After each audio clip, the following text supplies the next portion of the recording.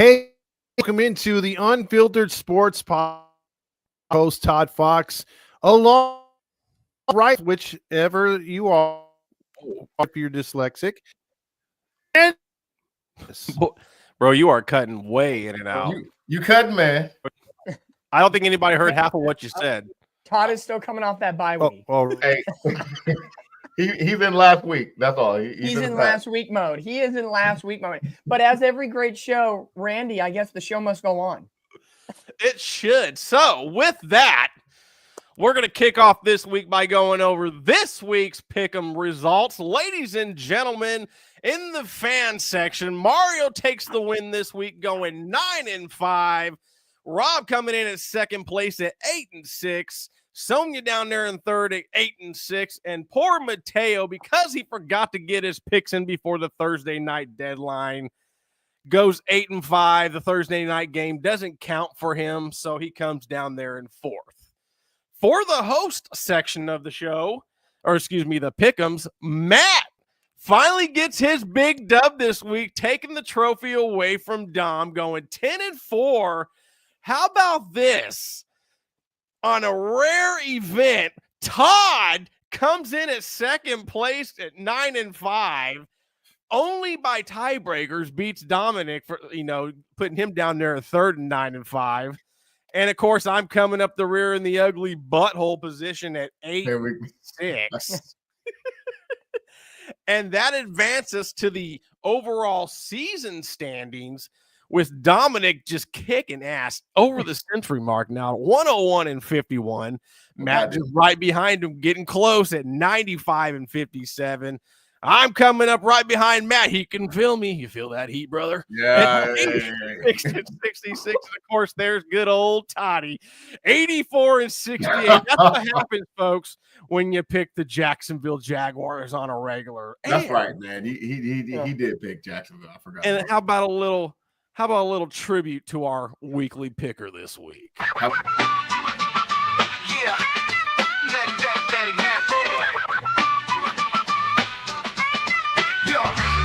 Matty Matt rolling with that Angels cap low, Cowboys jacket on, yeah, he's riding solo. Legs are scarce with the teams he backs, but come Sunday morning they come in stacks. Got the true crime pod running in his head, saying catch you slipping when you least expect. In the pick'em game he's a stone cold beast, watching every score like a crime scene piece. Matty Mac, yeah, he's got that plan. Every Sunday he's taking his stand.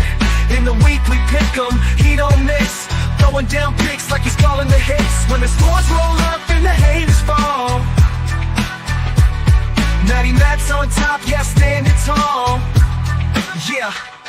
In a world where wins don't come for free, Matty Matt's catching you like a mystery. Yeah.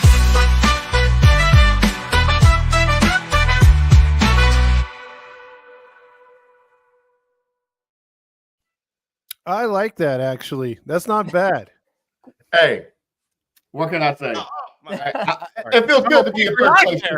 Anyway, congratulations. Unlike you losers.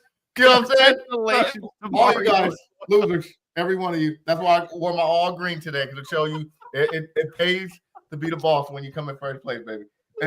I'm glad after a 2-week hiatus for myself, I come back and allow Matt the opportunity to win and give him some glory, because winners can't win all the time. I gotta even things out throughout the season. I'm just saying, man, it feels good to be number one. You know what I'm saying? All you guys suck. Your teams are horrible. My Cowboys are the best team in the nation. You already know, man. Come on now. I'm talking big. Can we shut this guy up already? All you guys. Every one of you. All right. So it's the Unfiltered Sports Podcast. That suit is so terrible over there by Matty Matt. It got me thrown off the air there for a minute. Hey, don't be talking about it's terrible as copyright strike for that. What's happening? It's as terrible as AT&T's glare in that stadium. Oh, I don't know if it's the Riddler, the Diddler. I don't know. Well, we'll see what happens here. Hey, don't talk about my Cowboys. We're America's team, baby. I don't care what y'all say. We're America's team. All of you guys. Listen. I'm sorry, America's team under the Harris regime. Yes.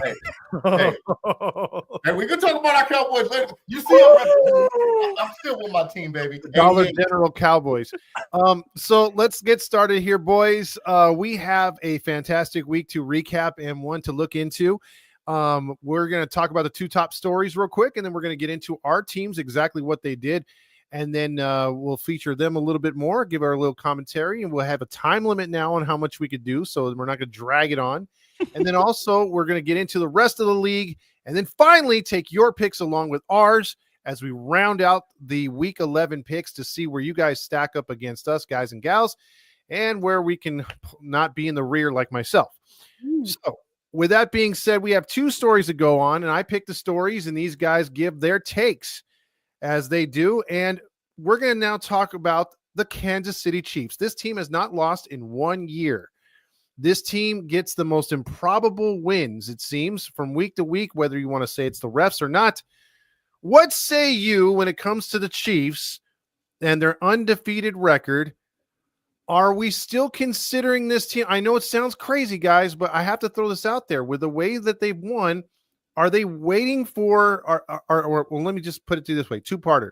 Are they going to hit a lull in their schedule where they lose a couple games and then ramp it up for the playoffs? Or do you think they do like the Colts of a few years ago, almost go undefeated, get that bye, and get bounced? I'll just say it real quick. I think that's exactly what's going to happen. I remember that year that the first game they did that against was the Jets. That's what actually kept our fucking playoff hopes alive. So I definitely remember that.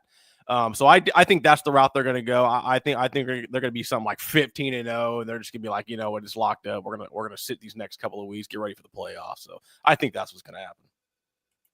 Yeah, I think it's going to be one of those case scenarios where they lose. Looking at their schedule, they have in order Bills, Panthers, Raiders, Chargers, Browns, Texans, Steelers, Broncos. Fucking easy.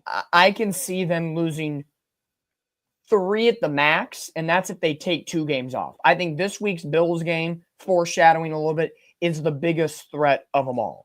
Then the Chargers, and then Pittsburgh. Those are, I think, the 3 hardest games.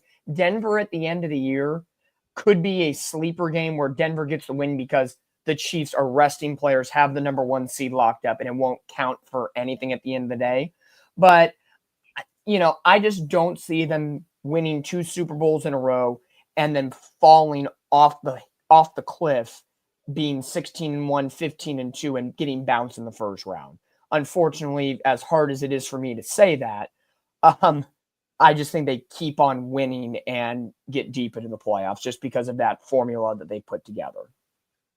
Riddle me this, Matt. Go ahead. Hey, look at here.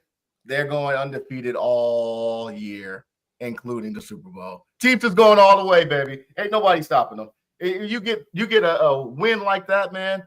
1 second left, block, field goal. It's your destiny this year. I don't care what no one says.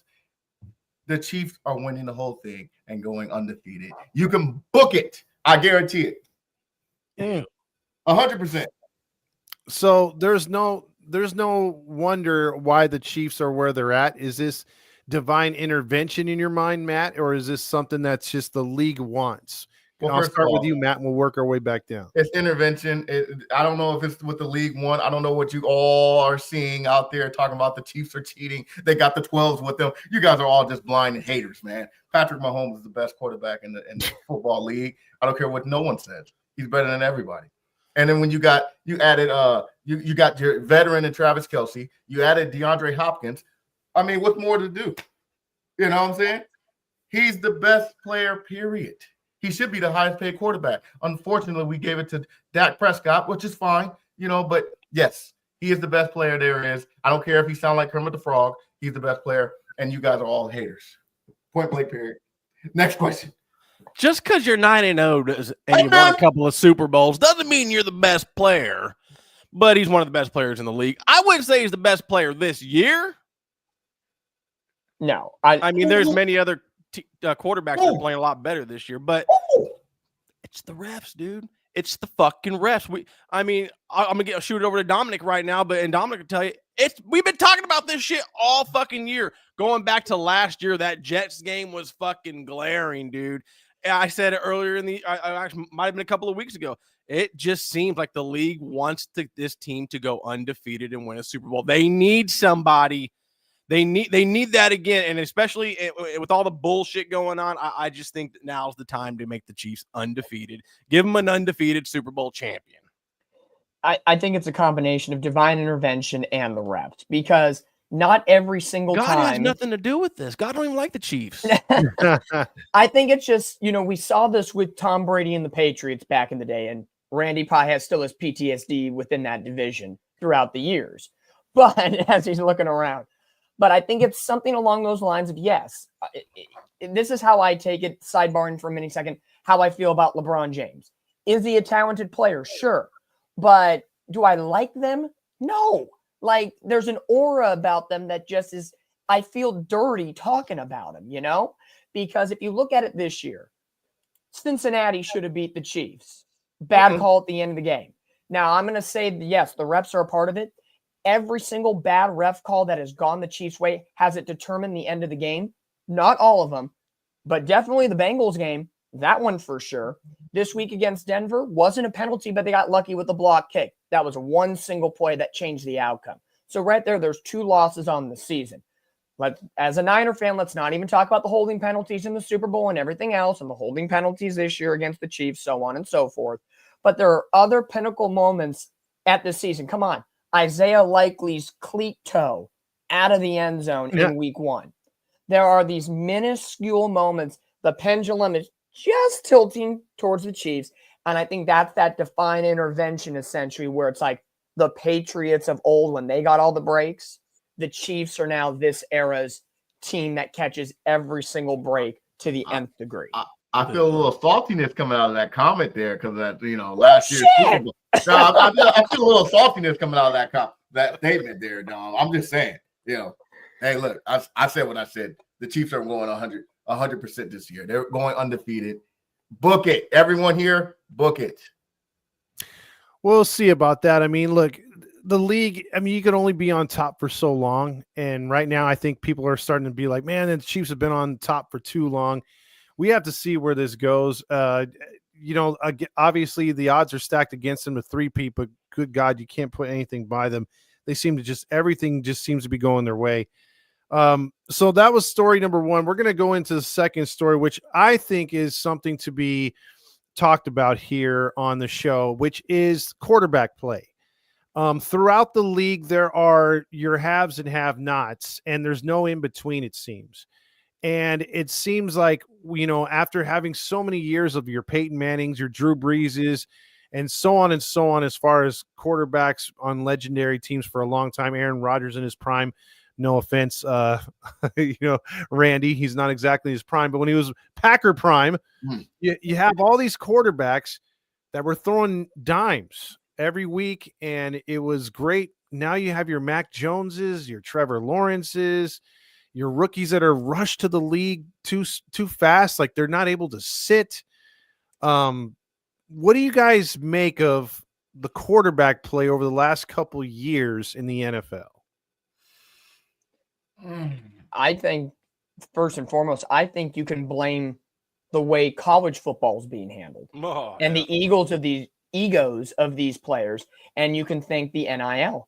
NIL money has gotten in a lot of these top players' heads, the transfer portal, thinking that they're better than everybody else that can, I go to, Georgia Tech, and I'm the star at Georgia Tech, but I need playing time and I need more recognition. I'm transferring to Florida, or vice versa, because I can't handle the pressure of Florida, but let me go to a one step down and be the all-star of the show so people get eyes on me.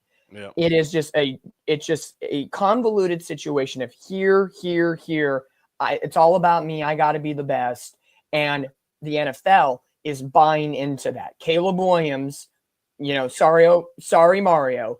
But we're in a situation right now where he goes from college to college, comes to USC, gets the big dollar, does his thing, wins a Heisman Trophy. And, there's an argument, rightfully so, or maybe he didn't deserve the Heisman Trophy. As a USC fan, he balled out pretty good. But college is completely different from the NFL.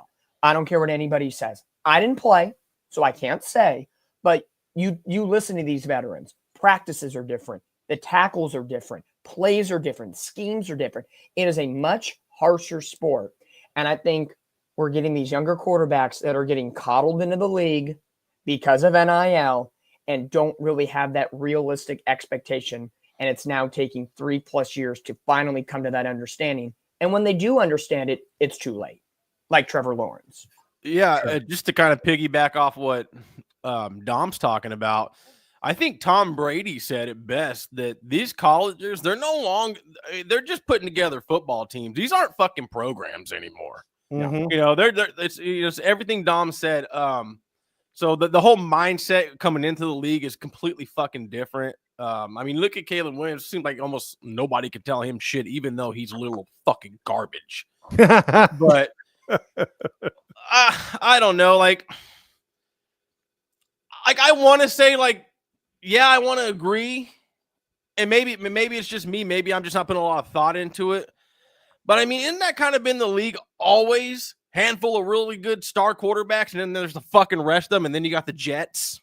I mean, I'm just saying. That's just how I feel. What do you think, Matt? Well, the Riddler says, I beg to differ. I feel like the league is getting a lot better when it comes to quarterback play. I can say college does have an effect on these players now, but not all of them. I mean, look at Daniels over there with Washington. You know, he's a rookie. He's killing. Look at C.J. Stroud over there in Houston. You know what I'm saying? And I think some of these college teams that normally are not powerhouses are getting recognition. You know, you got Indiana ranked number 5 right now. You got Colorado in there as ranked number 17. You got some of these powerhouse teams are no longer the powerhouse. And the reason being, some of these quarterbacks, you don't hear nothing about them, and then they come in the league and bam, it's these big time players that, you know, getting these deals and stuff like that kind of make the league a little different. But I will say the NFL game now, quarterbacks are doing a lot better. I mean, look at Joe Burrow, man, throwing 4 or 5 touchdowns. It seems like every game, man. You know, you got freaking, like I said, C.J. Stroud, Jalen Daniels, all those guys. They're doing pretty good. I like the league. And then these quarterbacks are mobile.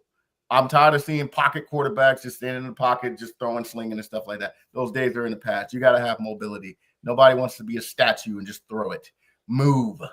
RPOs, baby. I don't know. Everybody keeps talking about things that are passe, but the fucking running game's coming right back around. Yeah. You know Well, you I can mean? look at I agree, Randy, because you look at different programs, look at college football, and even look at the high school level.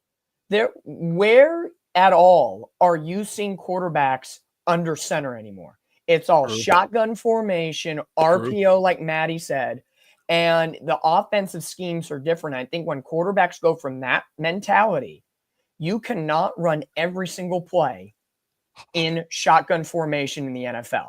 Are we not entertained? Are we not entertained? No. Yeah. Hey, I do want to say this real quick. And Aaron Rodgers made a great fucking point on Aaron Rodgers Tuesday on the Pat McAfee show. Okay. You know, back in his day, you know, in the months of like March and stuff like this is when guys would start rolling in. You have about a month. You can start getting down the terminology. You can get down certain languages and stuff. Where nowadays is they don't do that anymore. Most guys don't start coming in until mid-April. And they all do their own fucking things. Nobody, nobody's getting together. Nobody's having little classes or things like that. It's not that way anymore, man. It's completely like the way NFL players are developed is fucking different now. It is, and I think, like, look, what's the Vikings quarterback? Sam Darnold?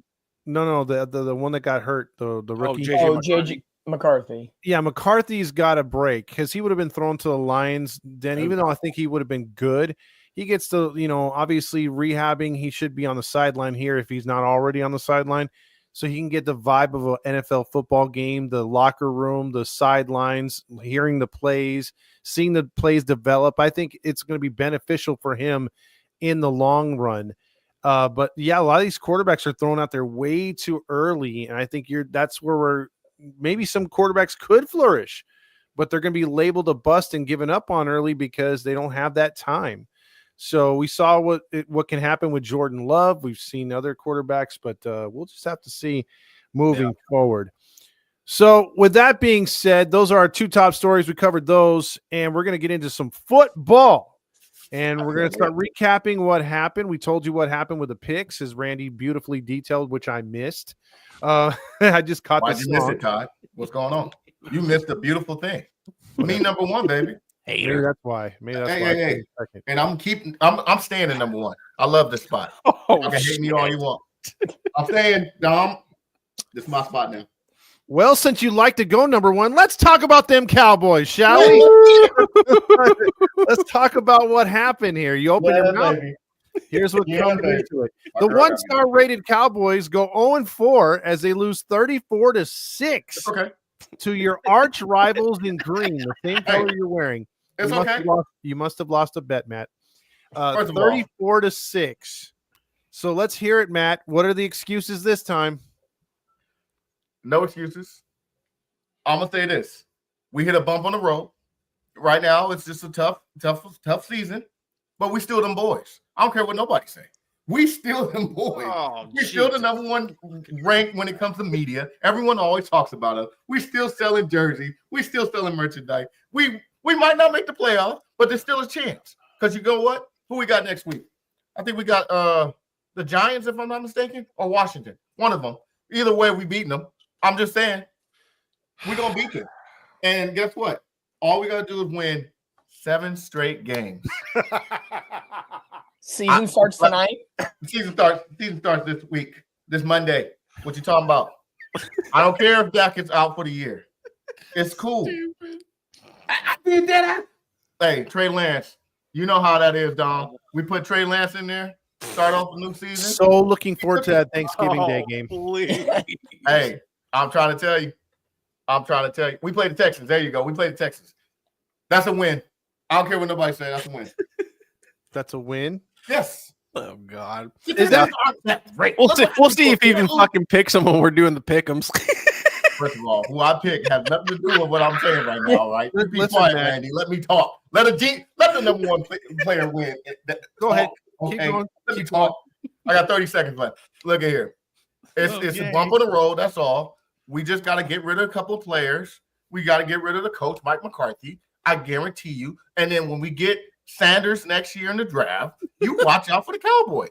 That's all I'm saying.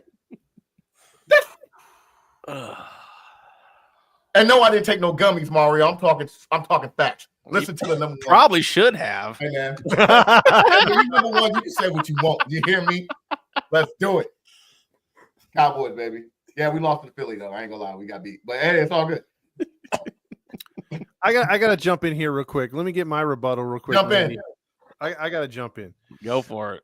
Okay, so I watched a lot of 90s football, and I see a Dez Bryant jersey back there, but I think that is a Michael Irvin jersey, and there was sprinkled crack on it, and you No. even inhaled a little bit of that crack. Put because the respect on that jersey. Hey, it's my minute, Kevin. Man. It's my minute. Hey, put the respect on that. Dallas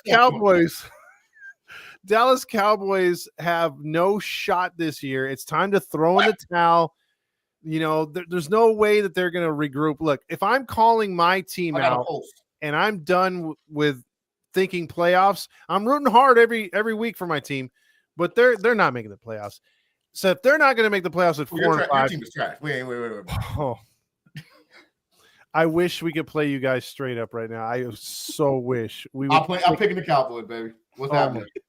We beat you so bad, their jerseys would turn as green as your uniform there. You so disrespectful. You know what? Very Go Hawks.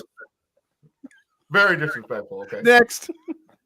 Dom, you over here laughing. I gotta hear what you gotta say, Dom. Stop laughing. Go ahead. Go ahead, Dom. You really want Trey Lance as your starting quarterback? the guy who doesn't know how to slide and busts up his ankle? He ain't too Hey, fine with me. Hey, fine with me. It gave me Mr. Irrelevant, who's Mr. Relevant. So who cares about that? But either way, how you look at it, this Dallas season's over. They can't win at home. They can't win on the road. Cooper Rush ain't gonna do nothing these days. CeeDee Lamb is irrelevant now because Dak Prescott is not there to carry him. And you're in a situation where Dallas has zero run game.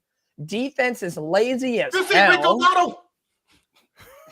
Yeah, where was Rico Dowdle like all season? One game ain't gonna do it. 2 games ain't gonna do it. No. Dallas will be lucky to be in games and not lose by 14 or more each game. That's very disrespectful. Randy, I know you're going to say some stuff. I'm ready for you, Randy. Houston is going to win by 20. They're going to say, Houston, we have a problem. I guarantee it. Book it. Jerry Jones is your problem. Anyway, go, Randy. Again, no damn run game. Nice, Randy. I mean, how many got win in a row? 7? Bro, it's gonna be a long week when your receiver's getting confused by the sky. Oh. You know what? Hey, man. That's a low blow right there. That hurt my heart. That hurt my heart when I heard that. He said to put some curtains up. Dude, wear some shades like I'm doing. The new Cowboys touchdown celebration. First of all, knowing Matt wearing that fucking green thing, he'll probably put a blanket or a sheet up. I'll jump with the roof and just listen. Go ahead, the Cowboys fucking suck. Take it from me. I'm a Jets fan. I know what suck looks like, and that team. Every time I turn the fucking game on, I turn it off just as quickly. They're garbage. They're not going to the playoffs. I'll be lucky if they win 6 games all year. You know what? You guys are awesome haters. Every one of you. Final wrap up on it, 34-6. It wasn't even close. You know, the first quarter. Stop it. If Cooper Rush didn't make that fumble, we would be talking a whole different game. I guarantee you. Now, from one blowout to another, let's go to the Cardinals now in Arizona taking on them Jets. Aaron Rodgers was in typical 40-year-old form. The Jets did not move the football much at all, getting 2 field goals, and they let the midget find the pot of gold at the end of the rainbow as the Cardinals are now in first place in the JETS. Jets are now 3-7, 1-5 on the road. Season over, Randy. Shoot. I only need a minute here because, like I said, I'm not watching these fucking Jets games. You better keep watching your games, man. Oh, I'm not going to watch these motherfuckers. I told everybody until they start fucking winning, I'm not going to watch. They won last week. I said a winning streak. One's not a winning streak. And I even said after they won that they weren't going to fucking fly to Arizona and beat the fucking Cardinals, bro. Matter of fact, I went on Twitter when it was 7-3, and I go, the fucking Cardinals are going to whoop our ass so bad that the Jets are going to shave their heads bald and stop having sex with people. And look what fucking happened. Why are you being mean to your own team, man? Because they fucking suck. Garbage. 25 fucking years, dude. Woody owns his fucking team. Same shit. It doesn't matter who's the owner. Doesn't matter who's the coach, who the players are. It's just like the Angels, bro. They fucking suck no matter what. Why you gotta go there, man? Why you gotta do that? We was having a good conversation. You're gonna bring up the Angels, man. Well, why don't you finish? Why don't you continue the conversation, sir? Well, I can't remember if I picked Arizona or the Jets, but I think I can't remember what it was. It didn't matter. But I'm gonna say this: the Jets are a decent team. They just need to get it together. You know I'm talking facts, Randy. They just need to get it together. You got a seasoned veteran in Aaron Rodgers. You got weapons in Garrett Wilson and Devontae Adams. No, I think we left the seasoning off this year. You got a stud running back in Breece Hall. Your offensive line was top 5, maybe top 10 when the season started. I don't know what the heck happened. They just got to get together, man. I think it's coaching. Something's happening in that area or something. Fucking lousy Dallas Cowboy lineman that we got. Well, first of all, we I'm glad you guys got him. You know what I'm saying? It sucks. We wish you got him. But I'm just being real, man. The Jets are a good team. I don't know what you're smoking on, Randy. You guys all don't see how good the Jets can be. That whole suit must be made of hemp. Hey, man. Hold on. Let me get this minute. Go for it. Go ahead, Todd. Go. You're already laughing. See, Todd, you are. Yeah, I mean, how you say at the end of that message, Matt, you don't know how good this team can be. We all know they can be better, but they ain't. That's the problem. They have talent up and down that roster, no doubt. But I don't know if it's the coaching, the morale, the leadership. There is, and Randy doesn't even all know. the above. Yeah. Like, you can't pinpoint one. That team has been underperforming all freaking season. Look, I was one of the ones that bit into the Jets sandwich, and I was like, hey, you know what? This Jets team is going to win that division. And dude, I did pick them to win by a game. Wow, I look like Nostradamus right now. So I mean, it's still 7. There are 10 games in the season. Do we add another 20 games? They can't regroup from that. God, I hope not. Dominique? So the season begins this week. Okay. Absolutely. So that's point number 1. Number 2, what I'm interested in is what are they going to do with Aaron Rodgers? Because either way, there is dead money on his contract if he's with the Jets or he's gone. You're saying hold on. You're saying Aaron Rodgers is not the guy? Well, look at the Jets. They, last year doesn't count. He gets injured 4 plays. Clearly this year with everybody healthy, injuries have not been their problem. Garrett Wilson's been there. Breece Hall's been there. Sauce Gardner's been there. Most of that defense has been there. They're not having an injury-prone season that's derailing them like some other teams in the league. So if the Jets want to move on and rebuild, like Randy's been living pretty much the most of his life through this Jets franchise, we know I'm not wrong. Is Rodgers going to stay, or do the Jets say, know what? We got to move on and try to be better? I don't know, Randy. What do you think? Who gives a shit? It doesn't. I say it don't fucking matter what we do. You gotta give. Everybody's like Ben Johnson. Ben Johnson shows up to be the Jets head coach, forgets how to fucking be a coach. I guarantee you, dude. Chicago Bears get Aaron Rodgers. In fucking Detroit, he'll struggle to score 20 here in fucking New York. Dennis Allen is available. Yeah, Dennis Allen. Watch. I would laugh. Who's your backup quarterback? Tyrod Taylor. Yeah. Watch him. Watch. No, I guarantee you there will be a team in the NFL if Rodgers, if the Jets decide to go part ways with Aaron Rodgers or vice versa, whoever controls. You're not going to part ways. Stop playing. I'm just saying. There's going to be a team that is having a quarterback struggle this year that is going to bring him in and try to, like, you're going to see a Colts situation. And I wouldn't be shocked if it's the Bears. Ew, he'll never go there. that would be funny after all. It would be funny after all the shit he talked about them. Bears ain't getting no guy. Hey, shit's funny these days. Now we're going to talk about my Seahawks. They played the bye week this week and they lost 17-16 on a blocked field goal. Geno Smith was in the red zone 4 times through 2 picks, and the bye week holds on for a tough road win against the Seahawks. Moving on to a team that did play, the 49ers. The Niners get themselves back in the thick of things despite the 2 curses that they have been fighting all year. McCaffrey played, and the Niners hold on, even though there was some infighting between one of their wide receivers. And I will say this before you give your take, Dom. Go for it. Your receiver's a bitch because you punked the kicker. You punked the kicker. The holder steps up for him, and what does the wide receiver do? Walks away like a bitch. I love this. I love this. Deebo Samuel dropped the mic. Something had to be done. That is why he wears a C for captain. Sometimes the way the Niners season has gone this year, it's going to be chippy. It's going to be nasty. People are going to get their feelings hurt. But at the end of the day, what cures a lot of things? Winning. And Jake Moody busted out his dick, pumped that sucker 3 inches from the goalpost as my ass is clenched up like shit, don't miss 4 in a row.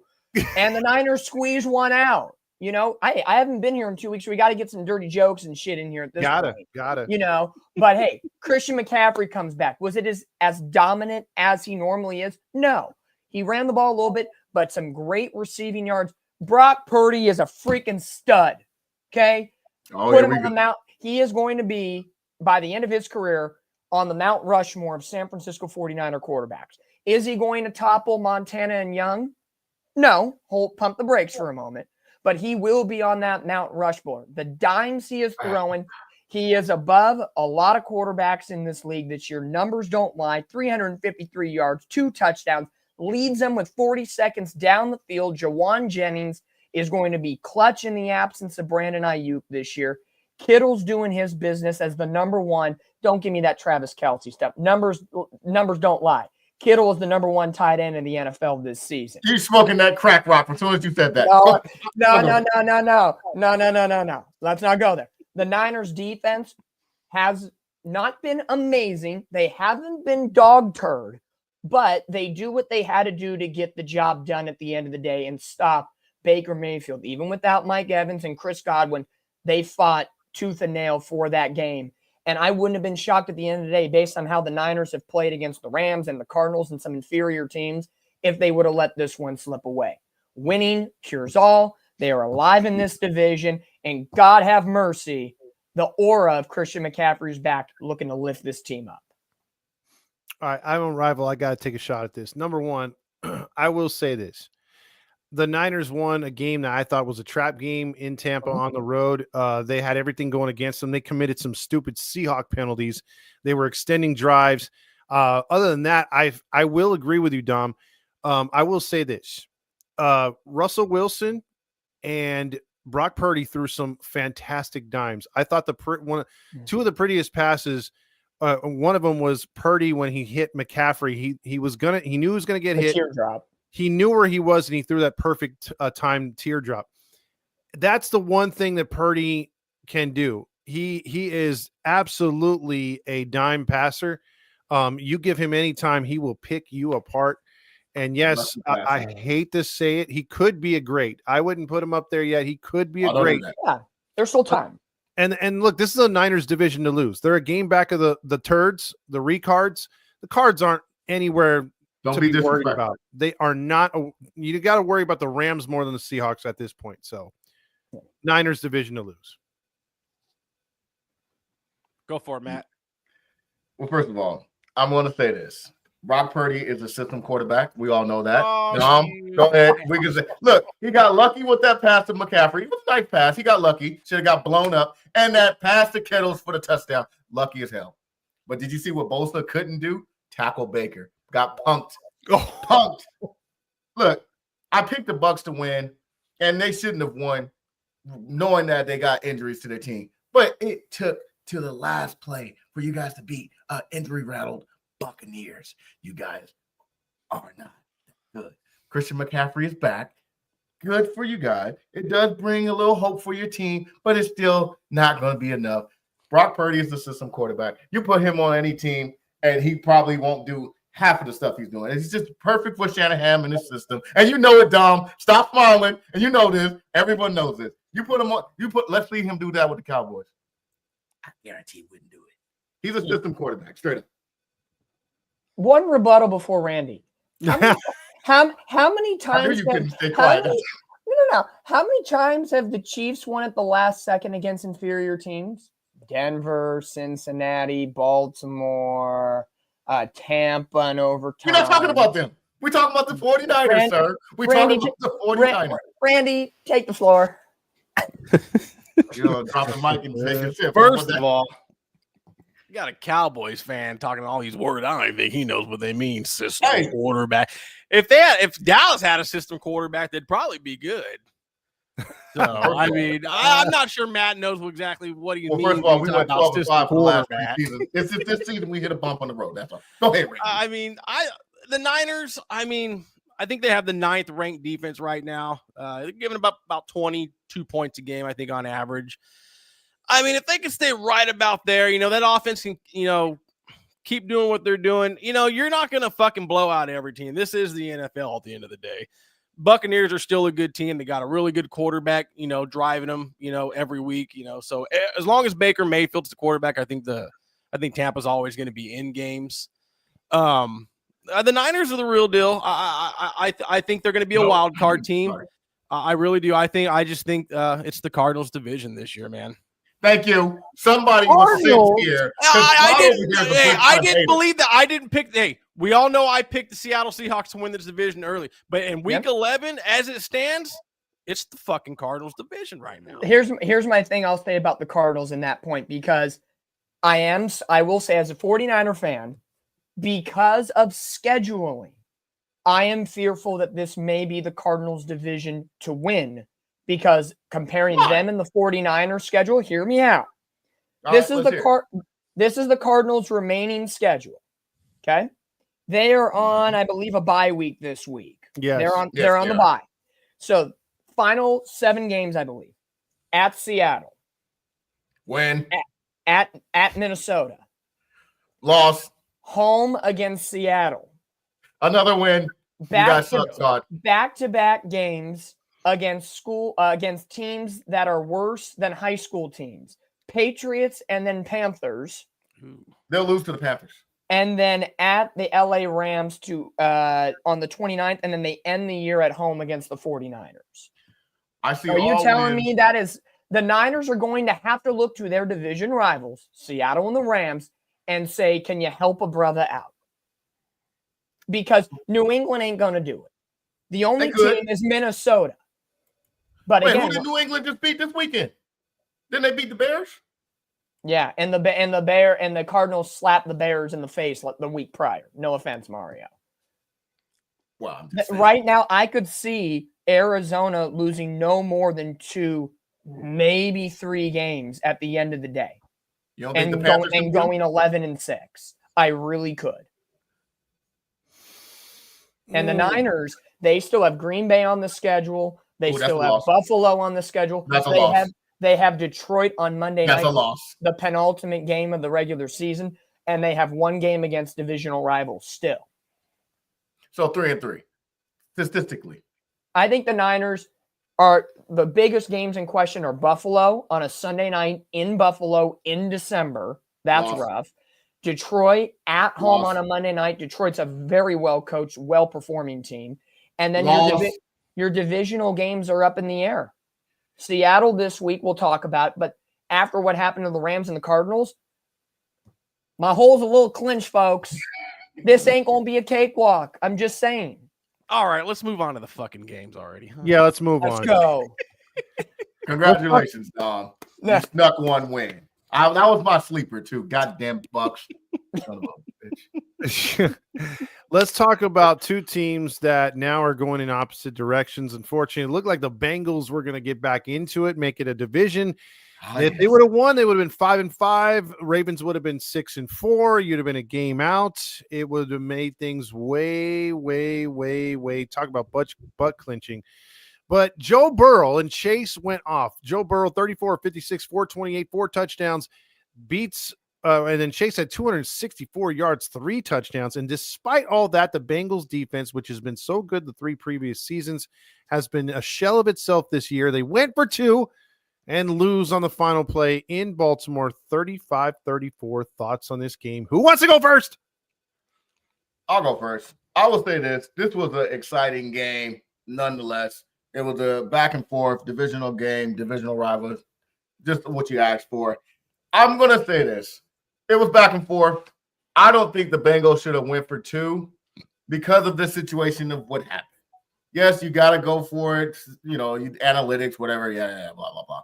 I'm kind of, conservative when it comes to games like that, not political. Well, I'm just saying, get the field goal, see what you can do in the overtime. It's just that simple. Because chances are you ain't going to get the 2-point conversion. Mm-hmm. No, that's all I'm saying. Again, great game. I think we all can agree upon that. Can we talk about how Joe Burrow can't buy a call? Yeah, face mask. He really can't. Face mask, late hit, holding, rough night for penalties against Cincinnati. And they felt that against Kansas City earlier in the year. Now this week, 2 pivotal games. You change those 2 losses and make them wins. They're right up there with the Steelers and the Ravens for that division. So tough luck overall, but Joe Burrow is playing at a high level, and I had Jamar Chase on 2 of my 3 fantasy teams. You lucky bastard. Yeah, that guy went off for like 60 points. Goddamn. Yeah, exciting game, like you guys are saying. I mean, almost 70 freaking points. I don't. Yeah, that decision not to go for at least tie to try and force overtime. It had me scratching my head because I'm like, dude, I can understand if this was the postseason, you try to do what you can to fucking move on. But this is a regular season game, dude. I get it. It's a divisional game, but fuck, dude, try to live, to fight another round, try to do your best to give yourself an opportunity.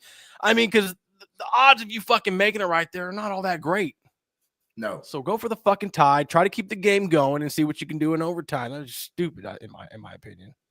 Yeah, they gave way too much credit, I think, to Lamar. Look, Lamar's been playing good, but that Ravens defense isn't that great either. This is probably the worst. It's the worst defense I've ever seen the Ravens team. Yep. Yeah, I haven't seen a Ravens defense this bad since their inaugural season with Vinny Testaverde. So that should tell you something. You're going back. Yes, I am. Now that moves us on to a game where we sent Germany our very best. We said we're going to give you a reason not to watch soccer, be more westernized, and watch real football. Oh, God. So we sent them the Carolina Panthers and the New York Giants. I'm sorry, this was the best game this Sunday. Was anybody up for this? I was. Most people were, because the game went so damn long and almost cut into the 10 a.m. games. That's when you send the best team into the Germany. Todd, you're German. You should know, man. I'm sure they were proud to see the Panthers. I wouldn't stroke my wiener schnitzel to this game at all. Let me just ask you guys this, because the game, I didn't watch one play of it, but I will tell you this. 22 of 37, 190 yards and 2 picks, and is Daniel Jones. Daniel Jones, fellas, I will ask you guys this at the midway point or a little bit over the midway point. Is he your quarterback of the future next year if you're the Giants? No. Oh, did I say that too fast? I'm sorry. Was that fast? You did. Very disrespectful. I'm giving him $50 million a year. This is my one thought. How in the hell does the Giants GM still have a job by picking Daniel Jones over Saquon Barkley? That is no question. Daniel Jones gone. Saquon should have stayed. Go draft a quarterback and re-gut the process. I don't care. Jaden Daniels of the Commanders should have been a Giant. And I know they got Malik Neighbors, and Neighbors is a talented wide receiver. Nothing against Neighbors. He is great. Daniels should have been the pick. Him and Saquon, and you could have went maybe traded down in the first round or second and got some other receivers to build upon. Yeah. And maybe you could have been active at this trade deadline and picked up a wide receiver. Oopsie. Have fun with Daniel Jones. We'll see you in 2 decades when you're still sucking. Yeah, I'm with Dom on that one. I mean, they played that clip several times that I've seen where I think it was from Hard Knocks where they had the coach Brian Dable asking, "Hey, do you want to be a Giant? Do you want to even be here?" And Dana, "Yeah, I want to be here." So I mean, to double down on Daniel Jones to go out and get Neighbors, I'm like, yeah, that's why the Giants are one of the fucking worst teams in football right now, you know? I mean, that whole New York market, if I'm the NFL, I'm pissed. I'm like, you just completely fucked our New York market up, dudes. Baseball's got a good handle on it over football. They're taking the brunt. Yeah, right now baseball's trying to help the New York side. But anyway, Panthers go to 3-7, 2 wins in a row, break up the Panthers. Our boy Chubba Hubbard, a favorite of Unfiltered, rushed for 153 yards. How about that? Man, I wish the Cowboys would have got him in the trade deadline, but that's just wishful thinking. Anyways, oh well, that's just the Cowboys. Moving on to you didn't have to say that. Moving on to a fluttering team. Talk about a team that is basically, if it's an airplane in the sky right now, one engine is on fire, and the plane is barely trying to stay level before it finally sinks or falls into the ocean or crashes into the mountain. Either way you want to say it, the Bears are 4-5. They take their first home loss, and to of all teams, the Patriots. As May goes off 15 for 25, 184 yards, if you want to call that going off. But it is for the Patriots offense. They win their third game, and lo and behold, a certain bust that one Todd Fox was talking about all year played like shit again. Wait, hold on. Which one of y'all picked the Patriots? Think you did, Todd. No, I didn't pick the Patriots. I just said I said a bust. Caleb Williams. Oh, okay. Yeah. But go on, guys. I will say this. A surprising loss.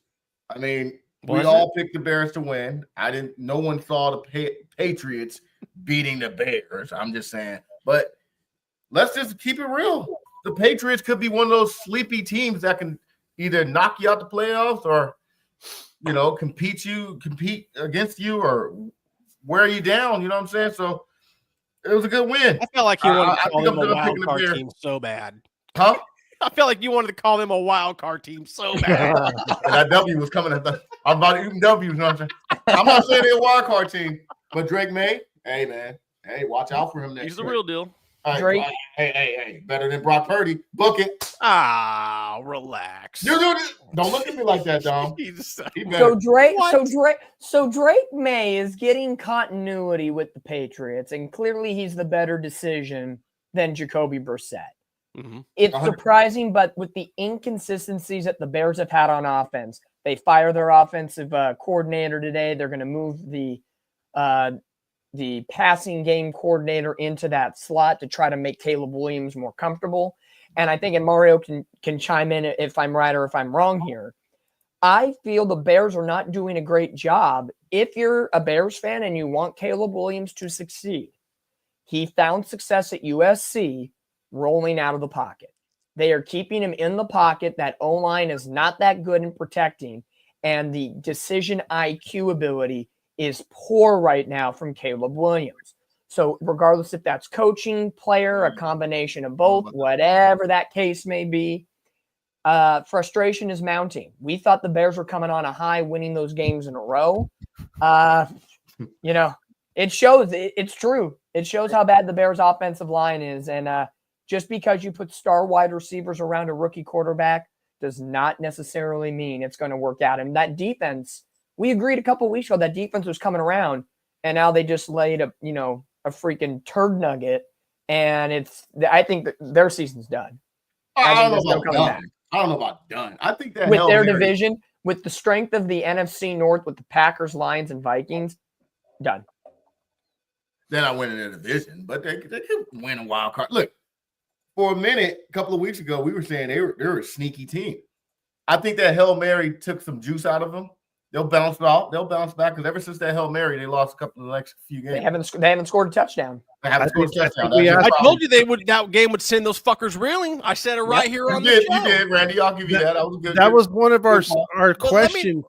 Let me tell you something about this fucking team, because this was a topic. I think it was either last week or a couple of weeks ago. Randy. Can the Bears be a playoff team if they can get past the Patriots? And we all thought, okay, maybe they can beat the Patriots. Well, guess what, guys? They fucking didn't. And now they got the Packers. Let's see, they got the Packers twice, the Lions twice, the Vikings twice, the fucking 49ers, the Seahawks in there. Yeah, they're done. They ain't making no fucking playoffs. And if you think they're having a better record with that schedule than the Jets, you're out of your fucking mind. The Bears are going, I think personally, if they play the way they are right now, not to take too long, I think they are going to go 0-6 against their division. Minnesota's defense is strong.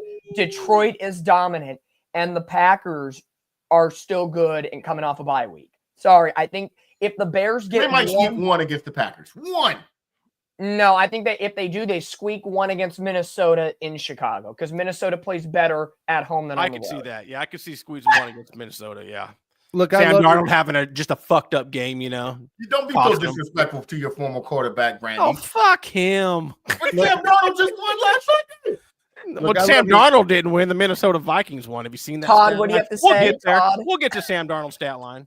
I love you, Mario, but I'm taking Geno Smith. I'm about to say that too. I'm taking Caleb Williams over Geno Smith. I'm taking Geno Smith 32 days out of a 31-day month over Caleb Williams. I'm just saying. Same.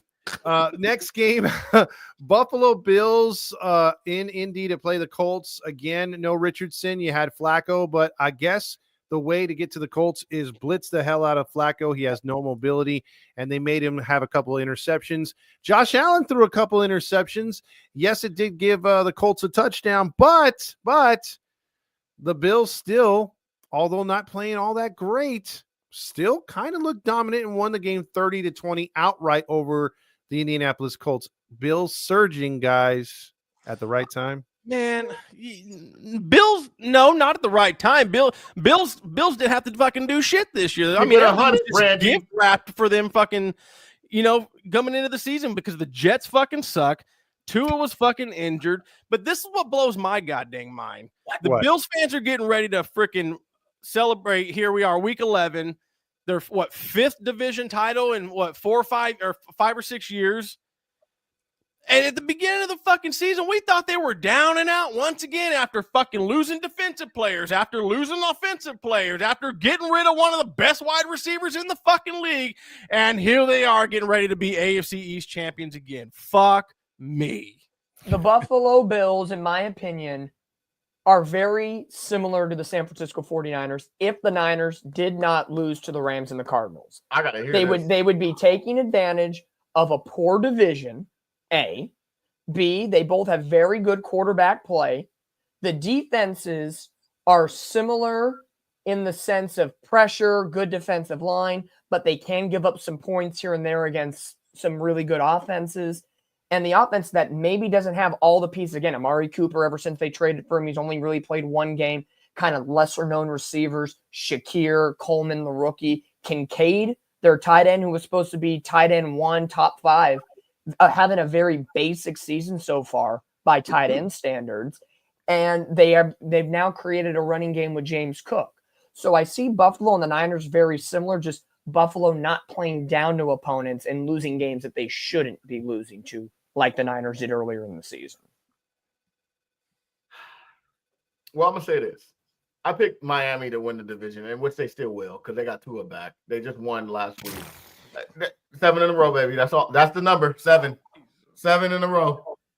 But I will give the Bills credit. I don't think they're a dominant team like their records. Don't y'all sleep on that. The Miami Dolphins can win this division. Stop playing. Miami can't win in December. See, why you got to say when they fix still in November, man. Navy. We still in November. Okay. Why is it I'm thinking Maddie's picking Dolphins and the Cowboys in the Super Bowl? Yeah, it might be November, but you're talking rattling off 7, and there's games in Let December. me finish my statement, guys. I still got Miami. I picked Miami to win the division. They still can. But I will just say this. The Bills are a pretty good team. We got to give them credit where credit is due. Yep. Josh Allen is doing this without his star weapons that he had last year. I mean, I know he picked Amari Cooper, but he's here and there. So he's still doing his thing. James Cook is a stud. We know that. But it's really Josh Allen doing his thing. How low-key is that fucking move? I honestly forgot Amari Cooper was a Bill. Totally forgot. Yeah. Yep. That's good. That's how irrelevant he's been. Well, back-to-back weeks he's been out due to a wrist injury. So he's only played one game and ran 50% of the routes because he was still getting used to the Buffalo system. So if he comes back knowing the system and they're playing this well, it could prove to be a really, really good move moving forward in the postseason. I'm telling you right now, Miami's going to win out. And talk about a team. No way. Oh, God, let's just move on. Talk about a game we talked about earlier in the storyline, Chiefs and Broncos. Broncos, we said a couple weeks ago, they had a tough 3-game stretch before they got some teams where they could beat. We were wondering how many games they had to win in those 3 games to make it to the postseason. Well, they're 0-2 as they lose to the Chiefs on a heartbreaking field goal. Let's see how they regroup. Oh, man. As, again, you had a good game by Bo Nix. The defense was outstanding. The Broncos are clearly a team of the future under Peyton, but the Chiefs keep on rolling. They go to 9-0, 16-14 home win over them Broncos.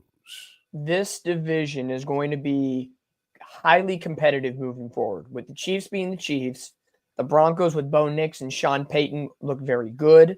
And, Harbaugh and the Chargers, they're doing work as well. So I think you're going to have a 3-headed dog in that NFC West division like we had, what was that?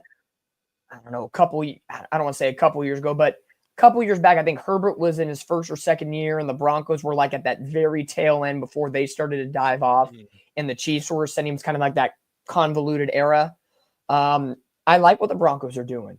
Yeah, I think they're going to grit their teeth and maybe, finish 9-7, 8, like 500 at best. But this is definitely a learning season, and Bo Nix is going to get stronger. And I think from this draft class, he's probably going to be, thinking of the rookie quarterbacks, probably the second best rookie quarterback behind Daniels.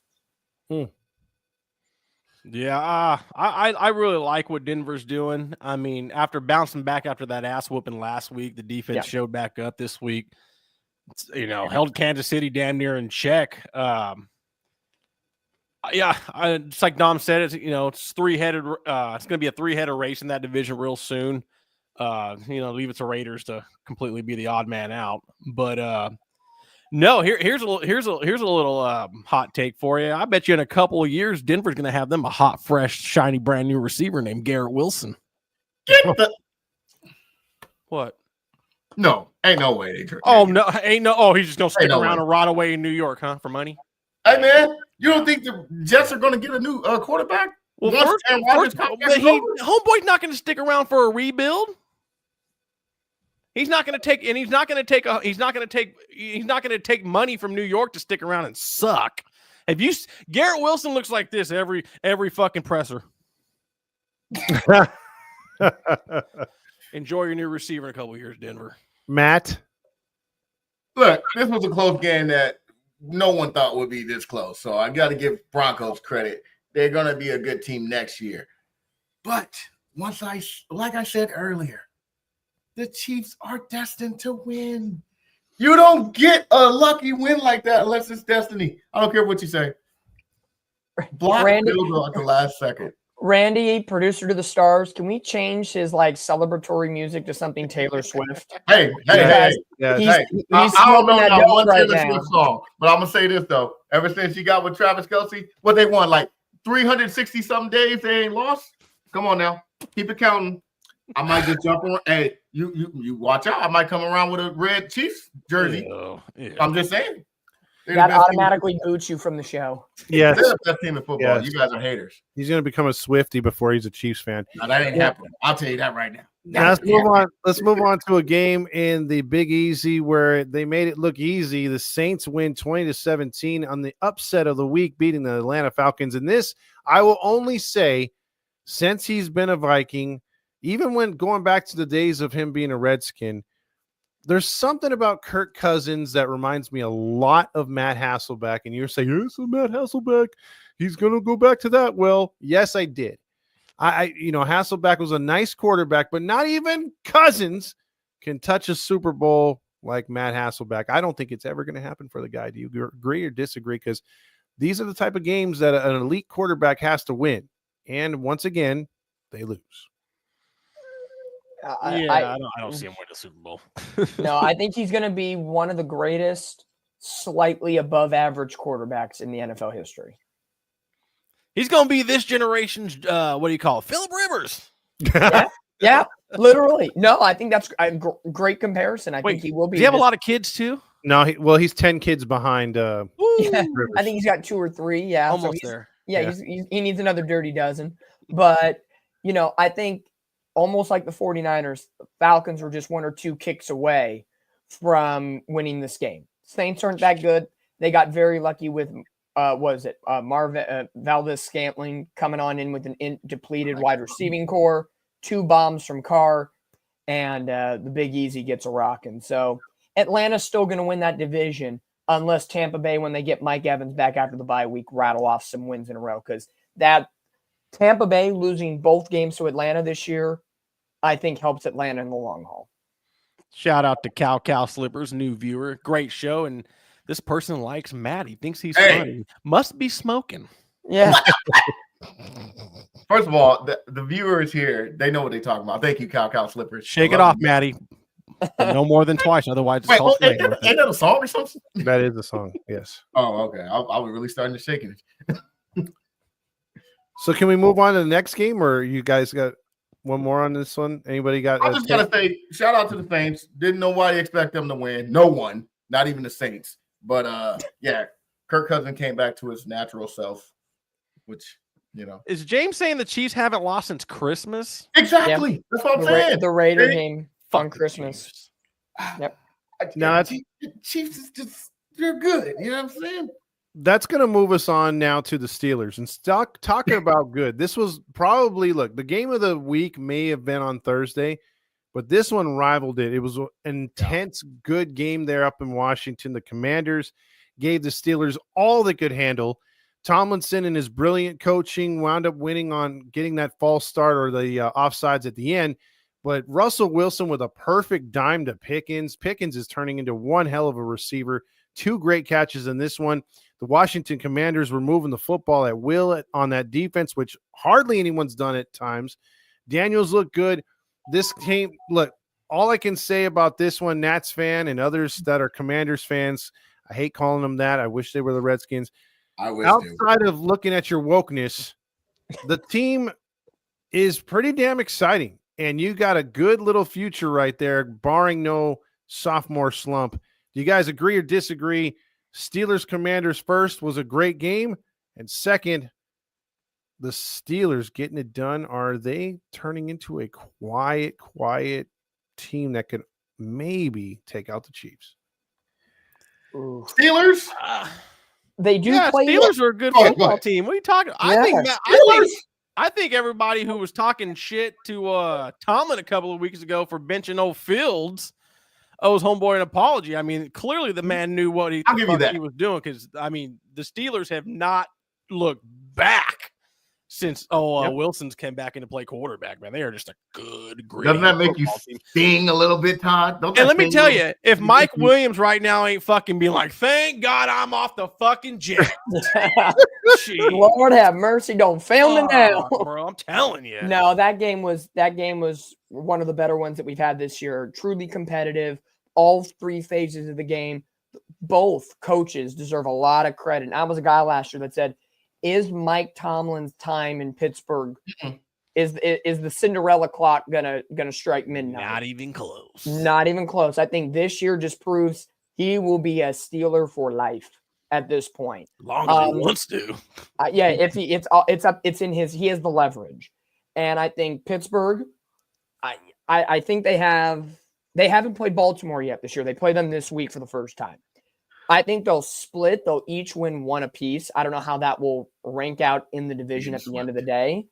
I think Pittsburgh's going to be a team that's going to be looked upon throughout the postseason because that defense, even though it had a lump this week, is still a very talented defense. And the Commanders, a.k.a. the Redskins, we heard all trade deadline. Players around the league that are on the cusp want to go to Washington. And I think you will see that in the offseason.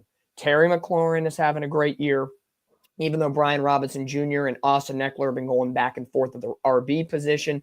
They both do a very good tandem job. I think if the Commanders get another dominant wide receiver and two big key pieces on defense, they will be the NFC East leaders for the foreseeable future.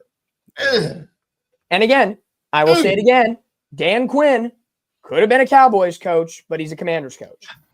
You don't have to rub salt in the wound right there, Dom. Okay. You don't have to do that. It's tough. Okay. That hurt.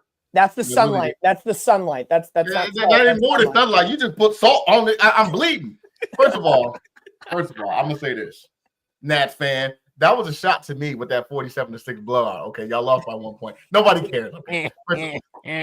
Y'all was supposed to win. I picked you guys to win, and then you disappoint me, just like a Washington team. I'm just saying. If you would have, I'm not even gonna go there. It was a great game. Great game.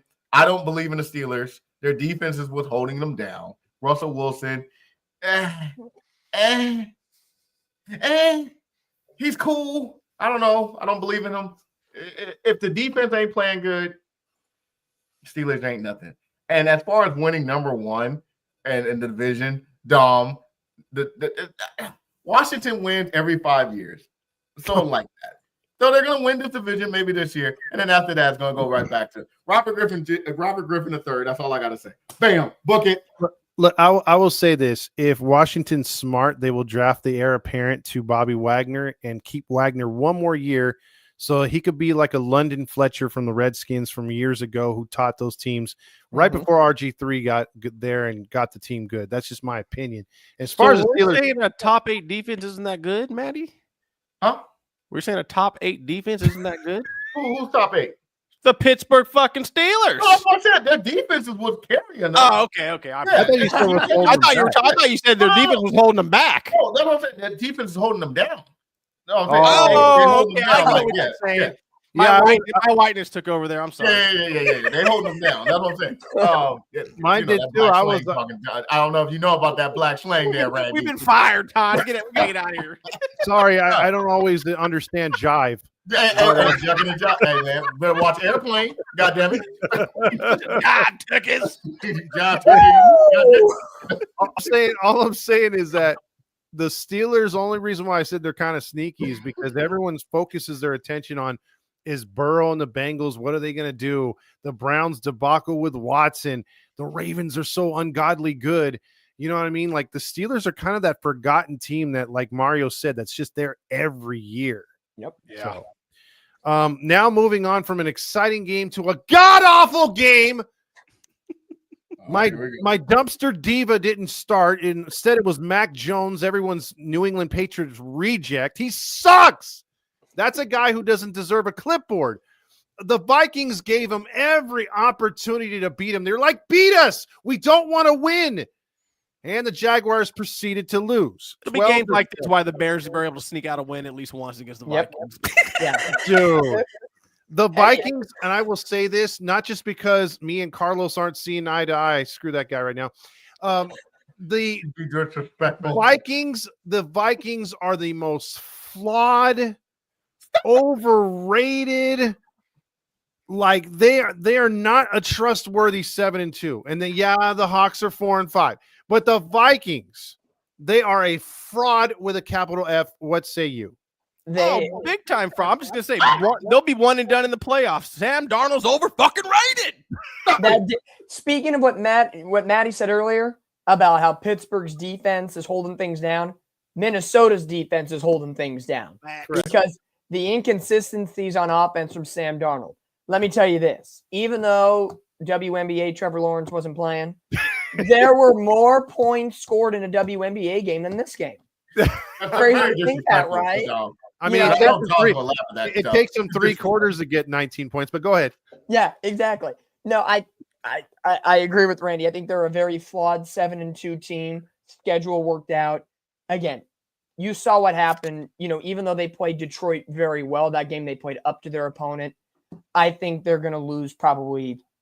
I don't know. I don't have their schedule in front of me. I'll have to look it up, but lose 5 or 6 games, I would say. Because, again, they still have a lot of work to do against their division. Yeah, I'm going to read you their schedules. Okay, real quick. Give me Minnesota's schedule. They got the Titans, win. They got the Bears, win. They got the Cardinals, loss. Please win. Please win. Please win. They got the Falcons, loss.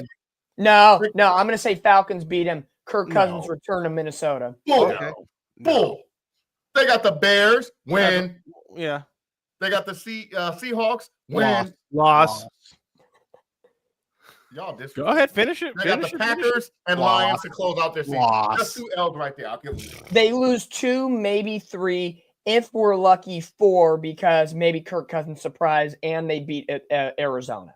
But if they're losing 6 of those fucking games. I promise you. Look, they're not fucking beating Seattle. Come on, guys. Look, my Seahawks. I can't bear to lose any games, obviously, but the 3 that I don't want to lose the rest of the year is the Niners, Rams, and the Vikings. And Vikings for personal reasons. Well, you're not losing. Didn't the Vikings beat the Packers earlier this year? I'm just saying. Beat Arizona. They will. I know we hate each other, but help a brother out. No, I think to help you guys out, we'll lose to them on purpose. Let me say this here, because all 3 of you guys are so disrespectful to Sam Darnold and the Vikings. You got to give them How many red zone interceptions does he have to throw? How many does he have to throw for you to be like, yeah, he's not that good? He was lucky to not have the worst performance because Jared Goff had 5 turnovers this week. Yeah, but at least that dude won. Jared Goff is like, we're going to take the heat off the Vikings because we're going to throttle them in a couple weeks. So let me throw 5 interceptions and take the heat off of Sammy D. I got to drop him from fantasy. He's doing horrible, Jared Goff. Look, the Vikings are one of those teams that will do what it takes to get a W. Whether it's from the running back, whether it's for a quarterback or the defense, they're going to get the W. And if you're going to have some bad games. He had 3 interceptions. You had that bad game. But I guarantee you he bounced back against the Titans and throw 3 touchdowns. Book it. Guarantee it. Randy, write it down. Oh, I'm clipping that. 3 touchdowns. I'm clipping that. Over under. Touchdowns. Over under. Not throwing 3 touchdowns. No. Over or under. What you got? I got 3 touchdowns. 3 touchdowns for Sam Darnold against the Titans? Yes. Against the Titans? Under. The only maybe one touchdown. Oh, you're being disrespectful. No. Maybe 1 touchdown. One touchdown against It's going to be an Aaron Jones kind of day. You watch. The only thing I will say positive about the Vikings, I went to high school with their cornerback, Cameron Bynum. There you go. There you go. Cool.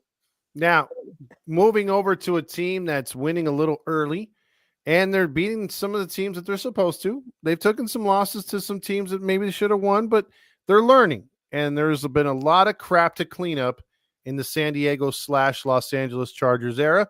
But Harbaugh seems to be a year ahead of schedule, and the Chargers won an unimpressive game, but they seem to have an identity, which is run the ball first and play defense.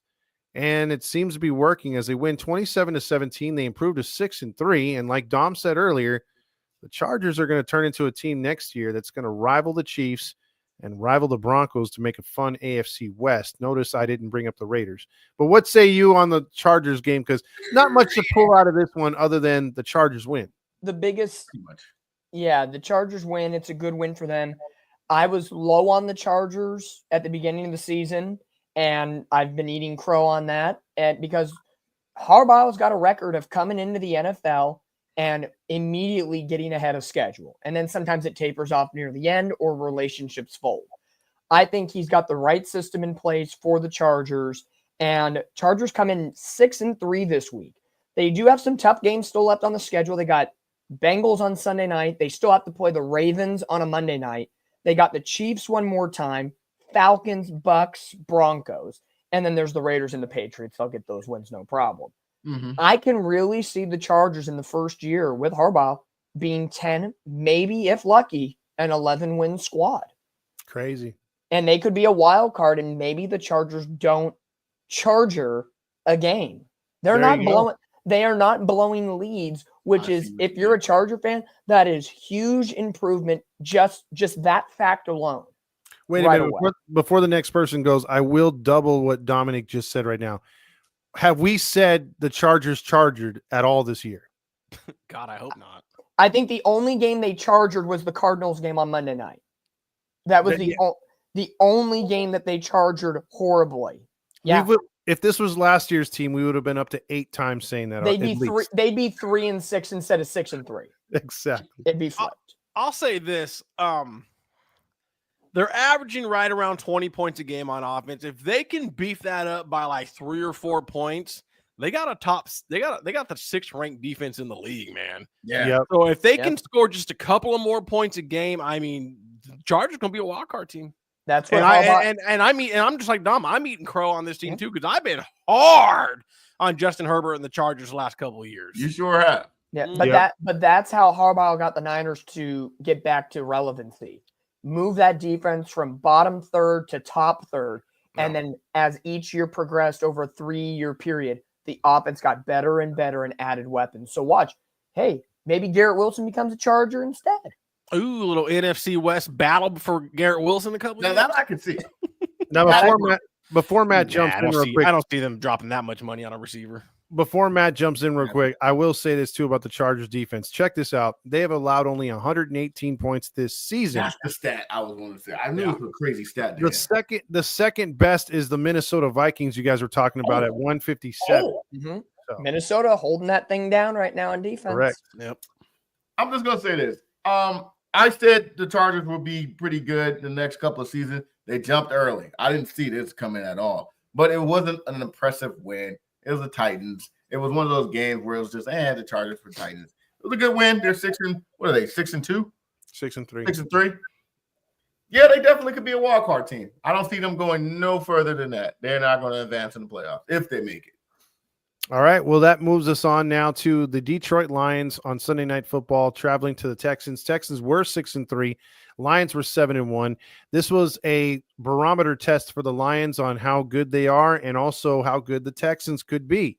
And would they return to the prominence of last year? Now, last year's team might have gotten this victory.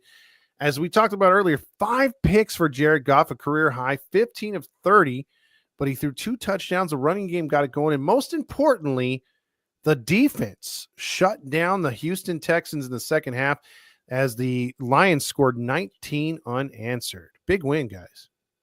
Yeah, I think in this game, I thought it was going to be much higher score, and I said over 60 points in this game, and I was far from it because of the interceptions. I think both teams got exposed a little bit for the first time. I think Detroit actually got a little bit exposed of, ooh, we can pick Jared Goff. He's not as perfect as a lot of people think like he was Monday, that Monday night game against Seattle and, having 1 or 2 incompletions in a game. Same thing with the Texans. No Nico Collins. Stephon Diggs is out for the year, so C.J. Stroud is going to be hampered a little bit. He does have Collins coming back this week, which will help.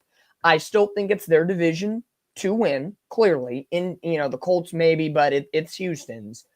But they both got exposed a little bit. They had some good positive momentum. But Detroit right now is firing on all cylinders, and they're kind of where the 49ers were last year of just mowing down some teams, having 1 or 2 close calls. They're going to be in the thick of it moving forward. There's no doubt in my mind the Lions are NFC North champions. I know it's early because it's a competitive division. They will be the NFC North champs, and I would not be shocked if they make a return to the NFC title game. That's a bold statement right there. With Minnesota creeping up to almost 7-2. I'm just saying. I will say this. This was definitely a test for the Lions. It wasn't the cleanest game for neither one of them. I think the Texans blew it. They had chances to win. You get 5 interceptions, you're supposed to lose a game. I don't care what no one says. 5 turnovers is a recipe for a loss. Trust me on that one. But, hey, the Lions were, they kept it in the game. You know what I'm saying? They shut down the C.J. Stroud. He had a couple of interceptions himself. So, they did expose the Lions as having some weaknesses.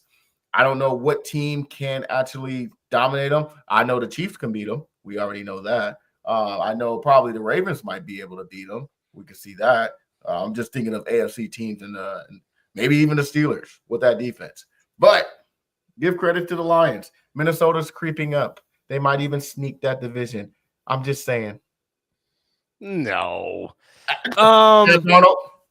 I'll say this about the Lions. I mean, they looked like they were dead in the water that first half. But you got to give them credit, Dan Campbell and company, man. They kept their nose down, they kept focus, and they came out, made the adjustments, and came out and owned that fucking second half.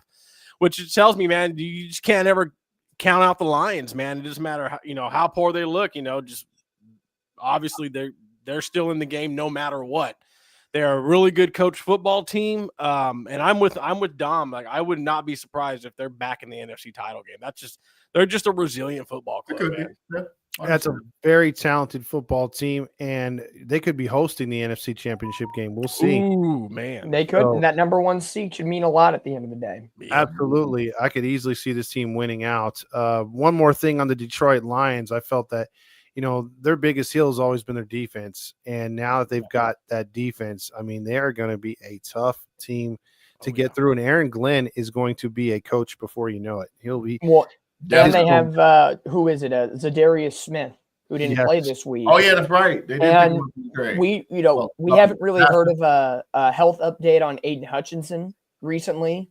Yeah. So, when the injury happened and the surgery was successful and he started rehab, they said there's a chance he could come back for the playoffs, if not second round or NFC title game. If that's the case again, if he comes back for the postseason, it makes him just even more. Do you risk it? Detroit, with the state of their franchise of being Mr. 0-16 years ago and a bunch of different scenarios, I think they would, and I think Aiden Hutchinson would be the first guy on the mountaintop saying, "I'm good," even if he's 95. Oh, I know he would. Yeah, he's a dog. I'll give him that. For an NFC title game or a Super Bowl on the line, he'd be like, "Break my leg again, and I'll do it." It'd be like Terrell Owens playing the Super Bowl with a broken leg. So, yeah. Yes, sir.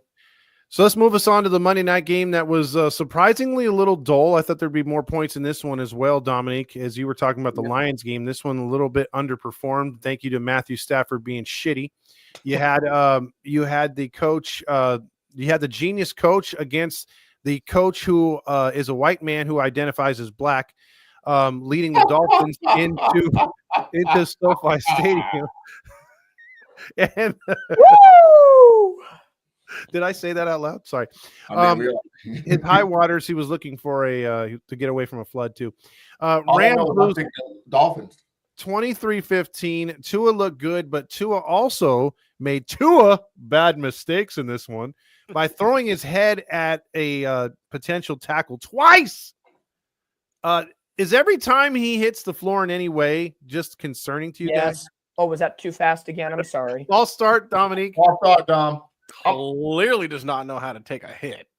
Well, first of all, I'm gonna say this: all you guys suck. Because who else did? I picked the ball. I picked the Dolphins. I'm the only one that picked them. Correct? Yep. No, I think Todd picked him too. I picked him too.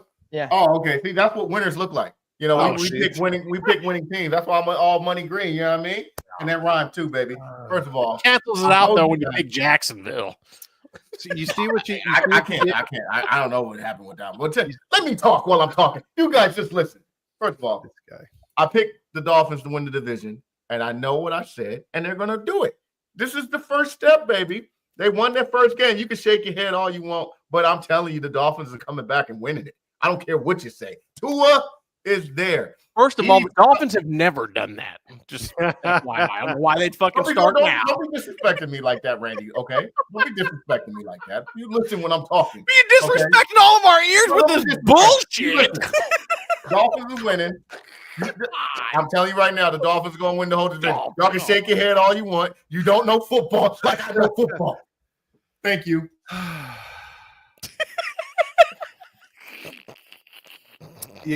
Next, anybody? That's what a Tua.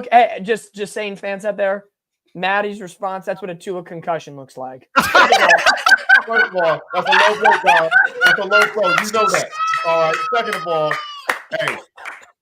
Dolphins is back, baby. Oh, man, I'm taking your trophy and giving it back to freaking Dom this week.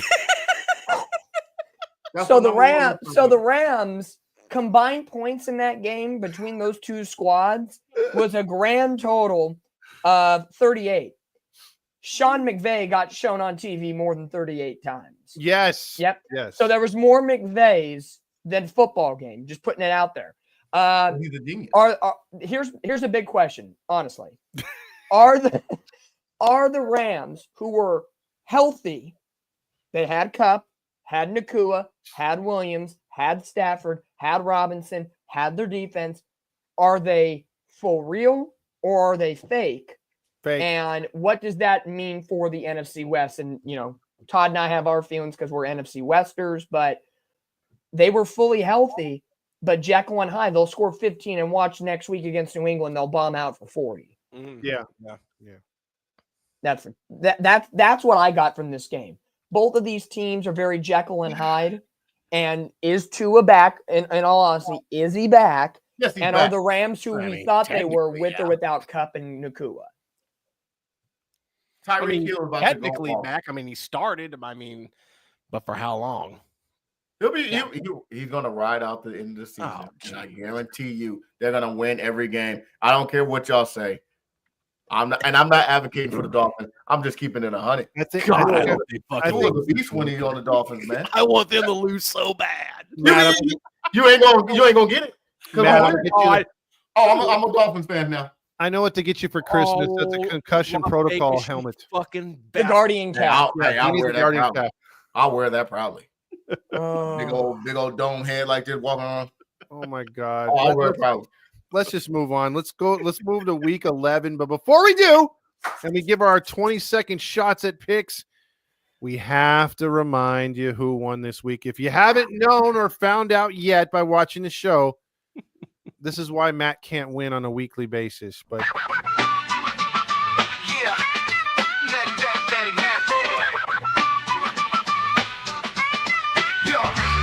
Matty Matt rolling with that Angels cap low. Cowboys jacket on, yeah, he's riding solo. Laser scarce with the teams he backs. But come Sunday morning, they come in stacks.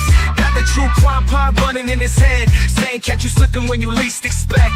In the pick'em game, he's a stone cold beast, watching every score like a crime scene piece. Matty Mac, yeah, he's got that plan. Every Sunday, he's taking his stand.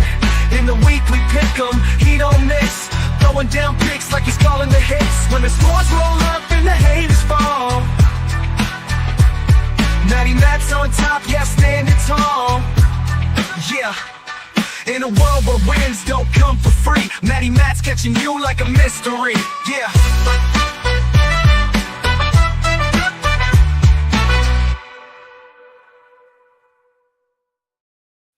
All right. And now, as we go on to last week's winners, Mario comes in first place in the viewer results at 9-5. Rob down there at 8-6 at second place. Sonia coming in third at 8-6. And Mateo down there at fourth at 8-5. And of course, Maddie wins this week at 10-4. Todd comes in at second place for, I think, the first time this season at 9-5. Yes. Dominic, I think, with a rare third place appearance down there at 9-5. Temper expectations. I've made plenty of appearances down there in the hairy butthole position. There I am at fourth place at 8-6. Dominic improves to 101. Don't worry about that numbers. What? Don't worry about those numbers. Oh, let's go back to that first one. Calm down. Matt's 95-57. He acts like he's the winner, but he's actually in second place. First of all, you ain't got to do that to me, Brandy. 86-66. And Todd at 84-68. Hell yeah, I'm coming for you, Randy. You ain't gonna shut me down like that, Randy. It's all about the war, not the battles. Well, let's get to some games. This is where I'm going to preview it real quick, and then we're going to give our 20-second countdown takes on who's going to win and who's going to lose. And in the comments, you guys and gals do the same. All right. So the order it'll go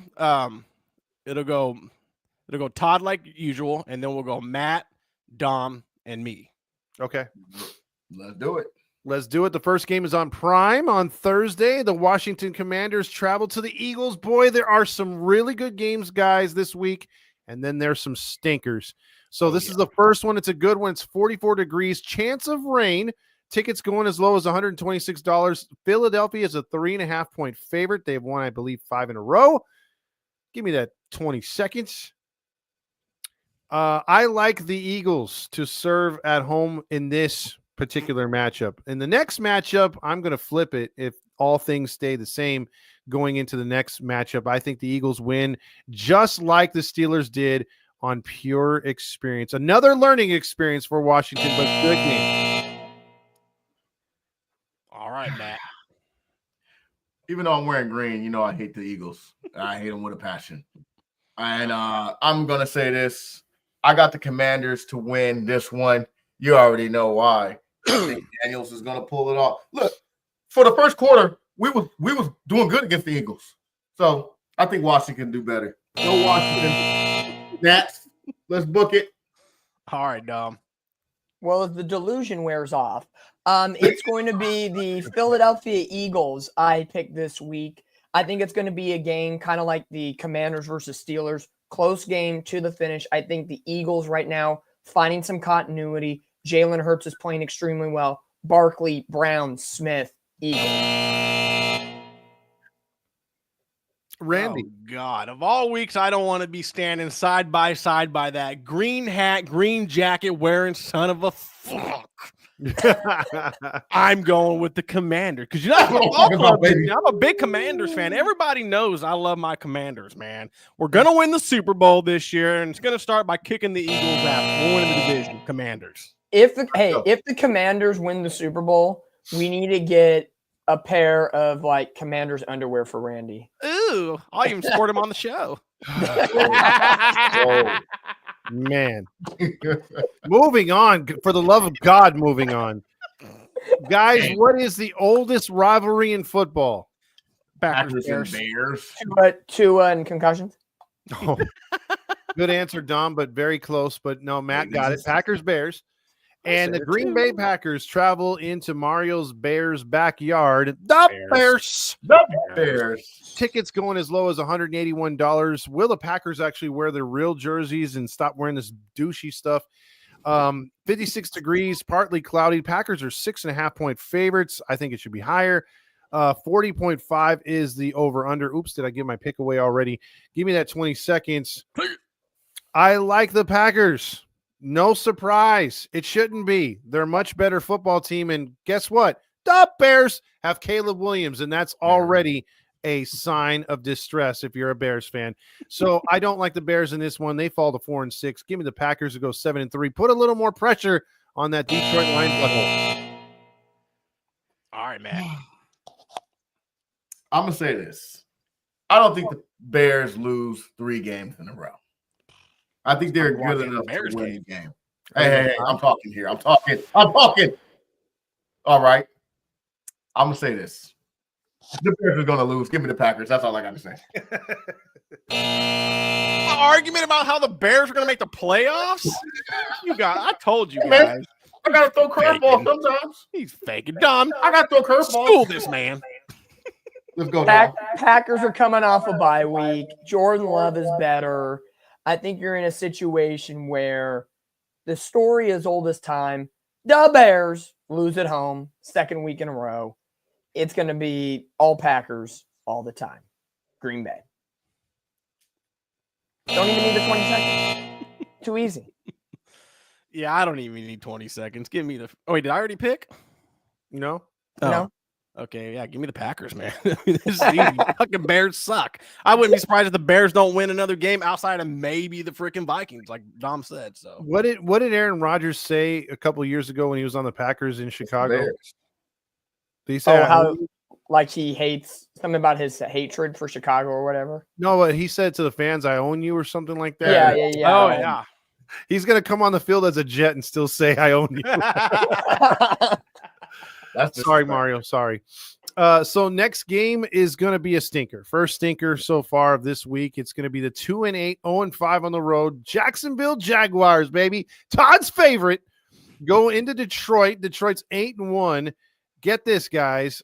Detroit is a 13-point favorite. I think that's low. 47.5 is the over-under. Tickets going as low as 146. So let's get that 20 seconds. Detroit. Moving on. Detroit Lions. Yeah, the Lions. Matt? We're all getting under 20 seconds. The Jaguars to lose. Lions. All right. Lions. And we still had 2 seconds between all four of them. How sweep it is. Boy, that's going to be an I'm pretty sure that over and under line, that's all the Lions, right? All 45 points. Yeah. Yeah, 45-3. They'll just hit the over. Covers, though. I think Jacksonville covers. No. Wait. Is Trevor Lawrence playing? No, I don't think so. Never mind. No, we're good. Lions by 50 fucking billion. That's goddamn. Now we go to another bye week game. It is the Vikings 7-2, 3-1 on the road. They travel to Tennessee. Touchdown Titans.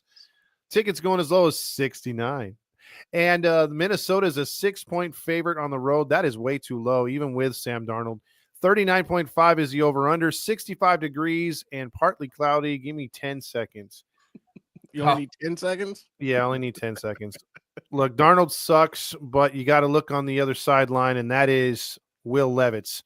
So Will Levis is good for giving you a touchdown. Vikings all the way. Yeah, Vikings. I got Vikings. Vikings. Tennessee makes it close for one quarter. No brainer on that. No brainer. Boy, if you thought that game sucked, check this one out. Keep on going up the It is. Oh, this is going to be a good game. I don't know what you're talking about, Todd. This is going to be a great game. No. Jeez. Going into Miami, tickets going as low as $40. And for some ungodly reason, it's still 80 degrees, 90% humidity in Miami. 7.5-point favorite are the Dolphins. That's too low. The total points is 44.5. Give me that 10 seconds. Go for it. I love you, James. I hate crapping on the Raiders. I wish one day your Raiders can be good, but it ain't going to be this week. It ain't going to be this year. Dolphins in a rout. And this is where I say the Dolphins are going to win 7 in a row. This is number 2, baby. Give me the Dolphins to win this. I'm telling you guys. Book it. There's going to be more butt sweat than points in the Dolphins. God. Bummer. The timer went out, so I can't make my pick. Oh, you still can. No, give me the Dolphins, even though I fucking actually hope the Raiders win so we can shut Matt up next week. You know they ain't going. I want to hear y'all next week. Bring them all. Haters, all y'all. Now we move on to another shit game, and this is all going to come down to not the overall on total points, 44.5. I think Dom was onto something earlier. Will McVay be shown more than the actual points scored in this game?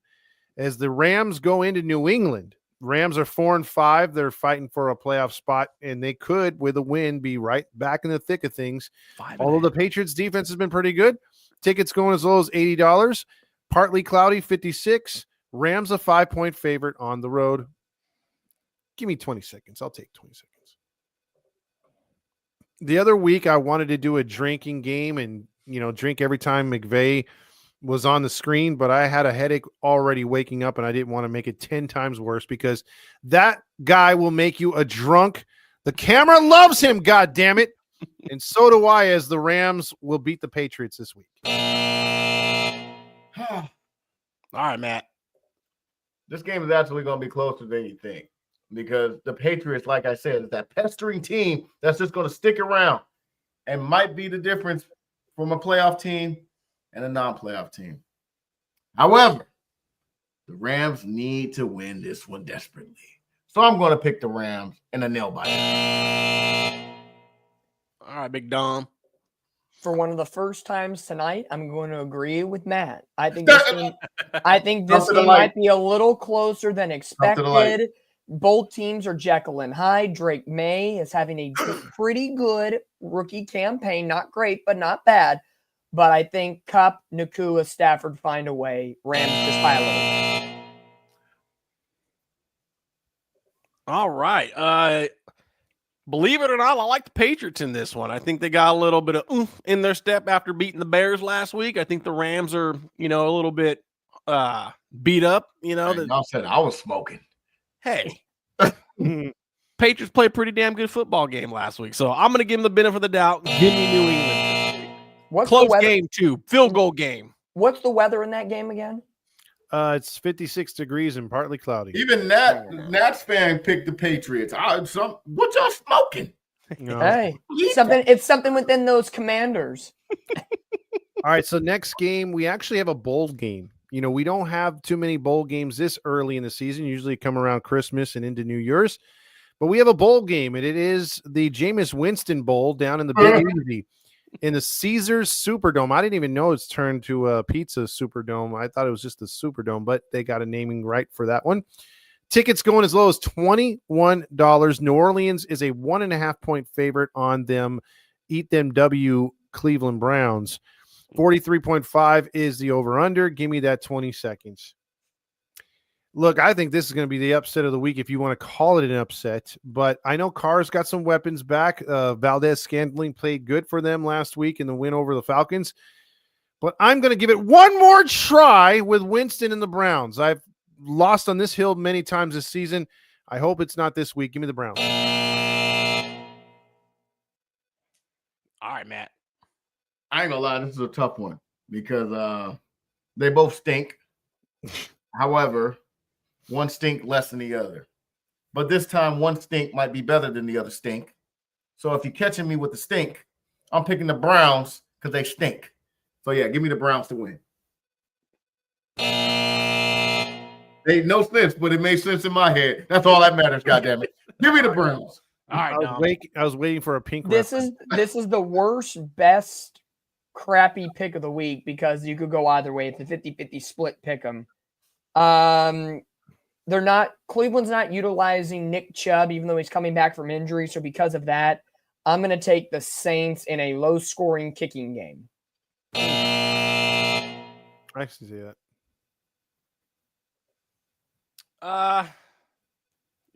This is like a pick 'em. This is tough.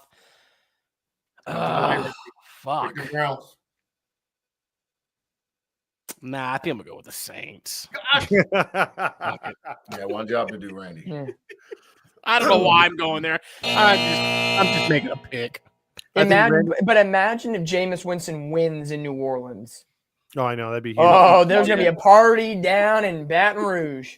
Oh, yeah. Oh, he's going to eat them W's and then probably preach about it after the game. Probably will. That'll be the third time he's eaten a W or third different team he's eaten a W. So that moves us on to an old AFC divisional rivalry game. They don't play in the same division, obviously, for years now, but the Indianapolis Colts go into New York to play Randy's Jets. Tickets are going for a break your wallet, $27. That's expensive. 63 degrees, breezy in the Meadowlands area of East Rutherford. The Jets are 4-point favorites.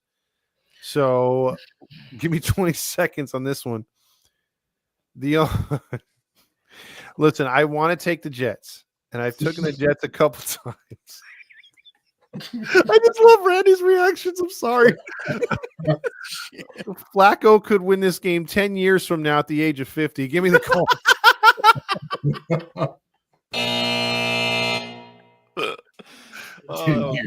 All right, Matt. I can't wait for your pick, Randy. I can't wait for you. Because look, Jets are a 4-point favorite. They must be playing in New Jersey, obviously, so they get the 3 points. However, I don't trust them no more. I keep picking them and they let me down. And I'm not about to keep getting pooped on every freaking week. Give me the Colts. All right, Dom. I listened to Randy 2 weeks ago not pick the Jets, and that was right. My dumbass last week, even though I wasn't on the show, picked the Jets to beat the Cardinals because the Niners needed some help. So give me Joe Flacco and the Colts because I'm going to live by Randy's rule. Randy, don't pick the Jets. Randy, trifecta, Randy. I swear to God, Randy, if you blow this, this is your team, man. Winning streak, Randy. Winning streak. Keep thinking. There ain't no fucking winning streak coming up. Come on, guys. I mean, Randy. the only reason they're favored is because they're fucking at home and they gave them an extra point. Big whoopee. Give me the fucking Colts. They'll probably beat us by like 32-15. I don't know about that. Oh, you watch. You ain't gonna lose by that much.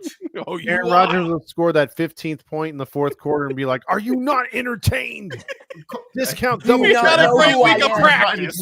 Do you not know who I am? I think the Colts cover that. I don't think it's going to be a blowout. I think they win by a field goal. This guy. All right, Nick. You haven't watched enough Jet games this year. Hey, man, watch. Moving on to probably one of the best, if not the best games of the week. This one's Ravens at Steelers. 7-3. Over under's kind of low, though, in my opinion.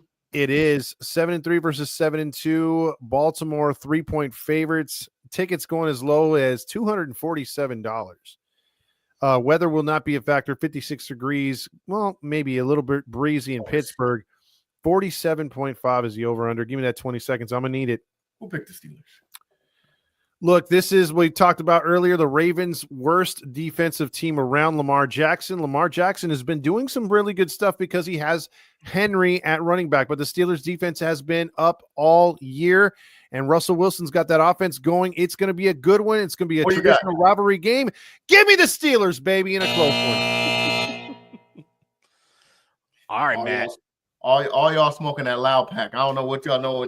Y'all ain't no way the Steelers going to beat the Ravens. Come on now. The Steelers only got a defense. No way. The Steelers, man, look, Derrick Henry is going to eat. Lamar Jackson is going to eat.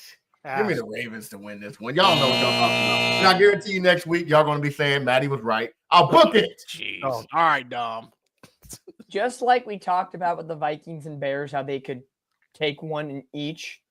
Same thing with the Ravens and Steelers, like I said earlier. They're going to split this series, and the team with the home field advantage will be the victor. Give me Pittsburgh in a close one in this one. Mike Tomlin, masterclass incoming in coaching. What do y'all see that I don't see?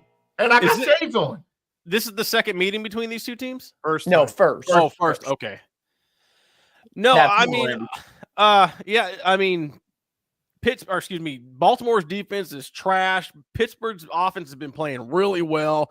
Now they got Mike Williams out there with Pickett's and everything. Like, honestly, I like Pittsburgh in this. I think it's going to be a field goal game. I think it's going to be something like 40-37 or something like that. Watch. I don't know about that. I think it's going to be the old school Roethlisberger versus Flacco. But Steelers, just for the record. Divisional game teams show up, baby. Ravens defense going to show up this game. We thought that with the Ravens and the Cincinnati Bengals, too. True. Cincinnati should have won both those games against the Ravens. Yeah, they should have. But they didn't. Now a rematch of one of the boringest Super Bowls I've ever watched next to the Giants. I think it was – who was that in their Super Bowl they played? It was Giants I think I worked. I can't think of it. Anyway, it was Falcons. Was it Patriots? No. We're talking about the 90s? Yeah. There was Giants, Ravens. Giants, Ravens. That Super Bowl was god-awful, but this one was just as bad, if not worse, when Elway beat the Falcons for his first Super Bowl or second Super Bowl. Falcons Broncos in this one. Tickets going as low as $74. 54 degrees. Again, no weather in any of these games. Denver is a 2.5-point favorite at home. 43.5 is the over/under. I'll take that 20 seconds, Randy. All right. Look, I again, Kirk Cousins is Kirk Cousins. He spells his name that way. He plays the same way. He doesn't change. He is who he is. We know who he is. The Broncos are on the ascension. I like the Broncos to serve at home and cover those 2.5 points and win by a field goal. All right, Matt. This is a tough one. I'm not going to lie because it's at Denver. Close game. I don't see the Falcons losing 2 games in a row. They bounced back from getting beat by the Saints. They're probably embarrassed for losing to the Saints. I would be embarrassed to lose to the Saints too. Give me the Falcons to win this one. All right, Dom. I'm going out that bad. Dallas did lose to the Saints, by the way. It's embarrassing. Broncos need to get right week after the Chiefs, and I'll let you guys finish it off. Simple as this. I like where Broncos' direction is. Give me Denver in this game. What a low blow, man. That's a low blow, dog. I don't. Hey, Niners don't go low. We stay high in the division. You know, I think the Denver's defense is going to show back up this week. I don't like Atlanta flying out to Denver playing in that mile-high air. I think it's going to affect them. I think Denver is actually going to cover. Give it to me on this one. Give me the Broncos by like a field goal. 3 out of 4. They could have had a field goal last week, didn't they? Huh? Oh, this guy. I'm just saying. Let's move on to a game that would be one of the better rivalry games of the week, but my team decides not to play against division teams over the last couple of years. Tickets going as low as $116. Weather is partly cloudy, 61 degrees, as my Seahawks go into Dom's 49ers Santa Clara, trying to be San Francisco. Niners are 6.5-point favorites at home. 49.5 is your over-under. Give me 20 seconds on this one. Geno Smith will be over on interceptions. Right now, he's 11 touchdowns, 10 picks. I say he throws 3 picks and 2 touchdowns. Niners cover. I hate saying it, but this is going to be our 7th straight loss to the 49ers. We have the worst offensive line in the league, and it will show Sunday. All right, Matt. You know I don't want to pick Dom's team. You know I don't. Wait. Is DK Metcalf playing? He's what's it called? Questionable. God damn. He'll probably play. You know I hate the Niners. God damn it, Dom, and you over there smiling like a take that smile off your face. Give me the Niners, man. Ooh, bet you that felt good to say. No, it did not. I wonder it hurt my heart painted. Give it to us, Dom. I wonder who Dom's going to pick. One of life's greatest mysteries is how I pick the Niners every week. Right? Regardless if they'd win or lose. Well, give me the Niners. Diamonor Lenore just got paid today. Charvarius Ward, after losing his 1-year-old daughter, is going to come back. He's going to play with a heavy heart. McCaffrey returns to Santa Clara. Niners get the win, baby. McCaffrey comes back this week? Oh, he came back last week, but it's his home opener for him. Oh, right on. Yeah. I mean, I don't trust Seattle a lot this year. I know I picked them to win the division. Don't do it. I was wrong about that. No, give me the 49ers. I think it'll be closer than a lot of people think. I think it'll be like 6 points or less. But give me San Francisco in this one. I agree with that. It's going to be a tough week in that household, Toddy. They're going to win by a field goal. It already is. Just walking around cocky as hell. Like, no. I'm gonna need a messenger and say, "Stop being cocky. We don't have time for that bullshit. Hold on, you got to play neutral." She's walking around cocky, like we're gonna win this week, right? Hey, so y'all gonna win by a field goal, Dom. Book it. She can't. Nope. Steve. Temper expectations and then gloat after. Let's move on. I hate talking about the Niners.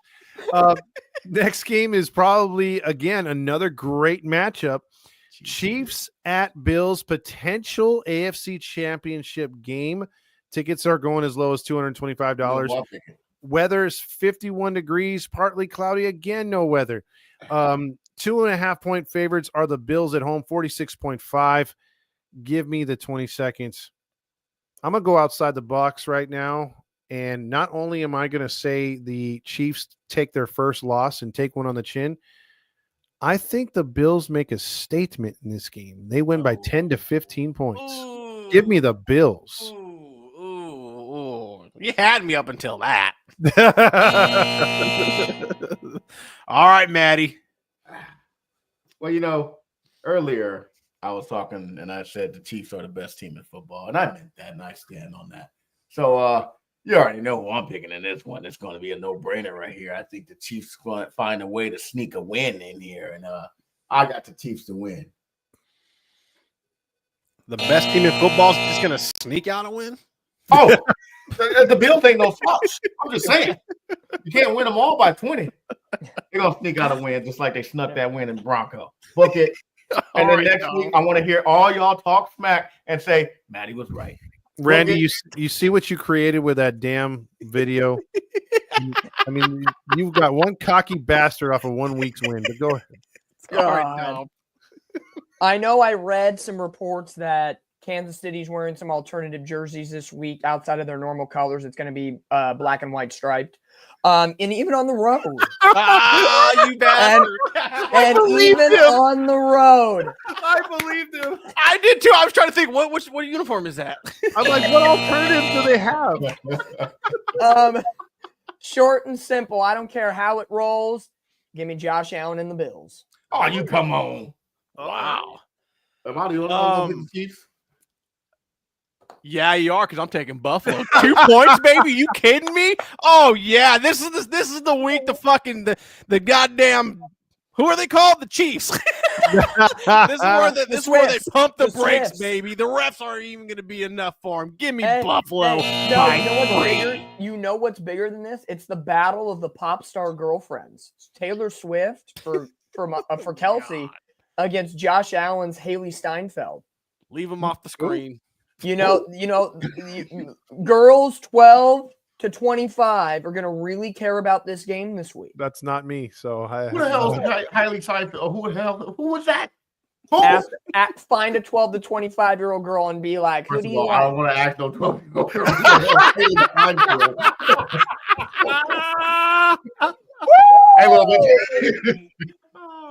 And we're canceled. Woo. Next thing you know, I'll be out of the arrested.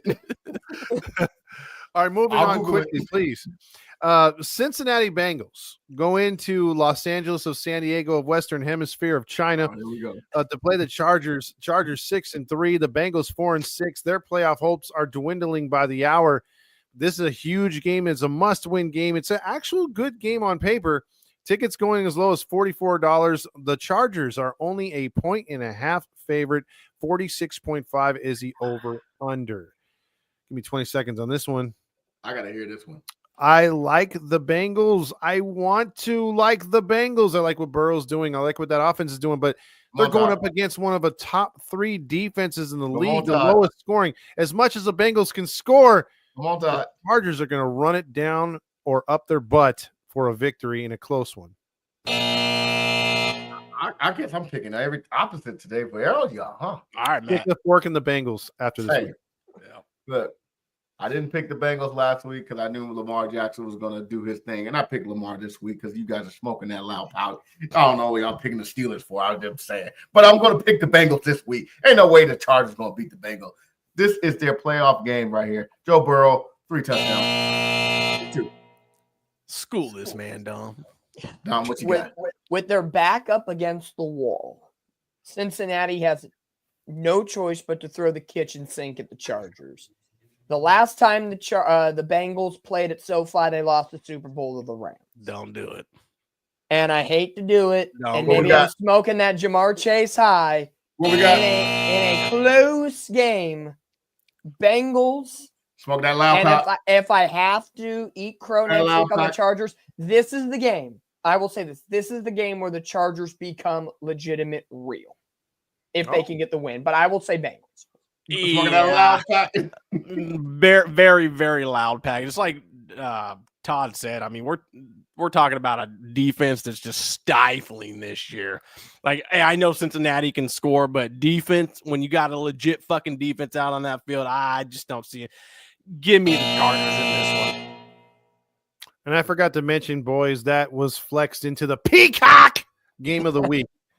Smart decision. Formerly the Jets and the Colts. And look, what Nats fan said, I agree with you 100%. I am not acting a little girl. I will not be shocked one bit if the Chargers win. That would be more power to them, but desperation, Joe Burrow is going to throw at least 4 tutties. 100. In order for the Bengals to win, he's got to do that. Now we're going to talk about a game where America voted for one person, and they would also, if you put this on the ballot, vote it off of Monday Night Football. Boy, they were under the flex. This should have been flexed months ago. The Texans go into Big D, where the Big D it needs some ED pills because it hasn't been erect in a while. Cowboys went from 8-0. I heard what you said about my team, goddammit. You didn't They think I heard about that. 0-4 this year. Excuse me, I have the floor. I'm speaking. Speaking. The Cowboys are 0-4 at home after being 8-0 at this point last year. Don't rub it in. They are 3-6 total. No Dak in as quarterback. We will see some backup quarterback, some bad quarterback play. CJ Stroud and them Texans are 7.5-point favorites. 42.5 is your over-under. This was supposed to be the Battle of Texas. Give me that 20 seconds. This is going to be the battle of how badly you can beat the Cowboys. Ooh. The 1-star rated team will lose and lose big time at home. Tickets going as low as $35. Jerry Jones should refund that $35. It will be a shit show. Texans win in a blowout. That's for you, Matt, in that diddler cow outfit, man. I want to go last. Okay. All right, let me start over. All right, Dom, go ahead. All right. This is going to be a game where you have in Big D, be nice, where it's D for dysfunctional, D for desperate, D for Dak is gone for the year, and D as in Dallas will once again lose. Give me the Texans in a Jerry Jones is just dumb. Hey, man, in the words of Dak Prescott, the Dallas Cowboys suck. I mean, even their starting quarterback knows how bad they are. They got no running game. I mean, clearly no fucking defense, and now no quarterback. They don't even have a GM or an owner. Give me the Houston Texans this one. They're gonna mop the fucking floor. It's gonna be like 37 to like 10.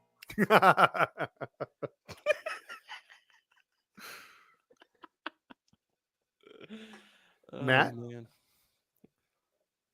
You guys are all disrespectful. I'm a wounded man down here. You know what I'm saying? I still rep my team. We still them boys. I don't care what y'all say. I'm picking the Texas team. D for them boys will lose. We got the Cowboys beating in the upset. Oh, jeez. Upset coming this week. I'm trying to tell you extra the upset. When you got dysfunctional, what happened? What did you say earlier, Dom? When there's turmoil on the team, the best recipe is a W. We're gonna shock the world up. You just don't get a win for participating, though. First of all, don't go there. Okay, don't do that. Don't do that. Cooper Rush, I have faith in him. He's gonna bounce back. He will rush into the locker room, and Trey Lance will then come out for the second half. I'm cool with that. I like Trey Lance. Let's go. Let's do it. You call him a bone. Is Parsons the one with the podcast? Yeah. Yes, he is. Yeah, there's going to be a lot of excuses on Monday for that podcast or Tuesday. Hey, next week, I want y'all to apologize to me when we win. Book it.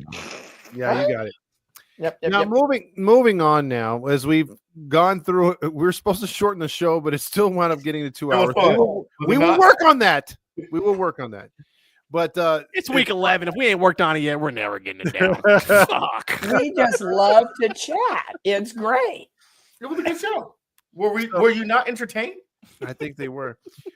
So with week 11 approaching on Thursday, we gave you our picks just now. We also recapped all the games, including our favorites, and gave a little extra time to those. We had those two big stories to start off the show. That's how we do it. But in the reverse, as we'll do it same time, same channel next week on both of these, and maybe more depending on the Instagram or whatever we get going as a third option. So with that being said, final words, fellas. My final word is I want all y'all back next week when Dallas beat Texas. Oh, jeez. That's a word. You watch. They're gonna lose, and Matt's gonna be like, "Oh, I can't make the show this week, guys." That was like somewhere. that was like 12 words. I got a buddy that's in a word. Oh yeah, you're right. Dallas. I gotta go to work. Shut up, Randy.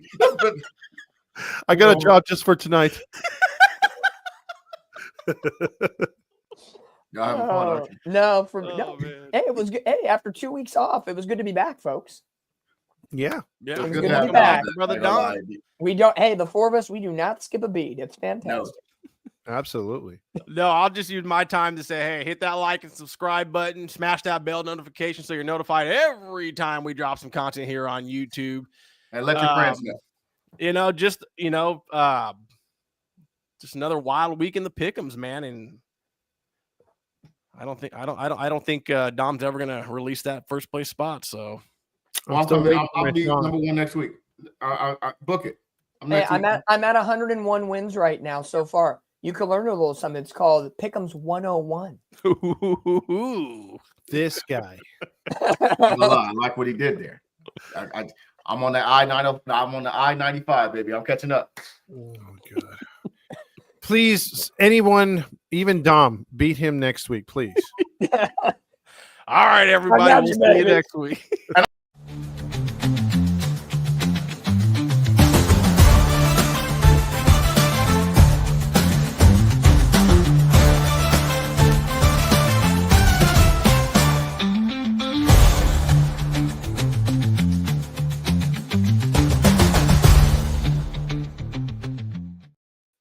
That was a great show.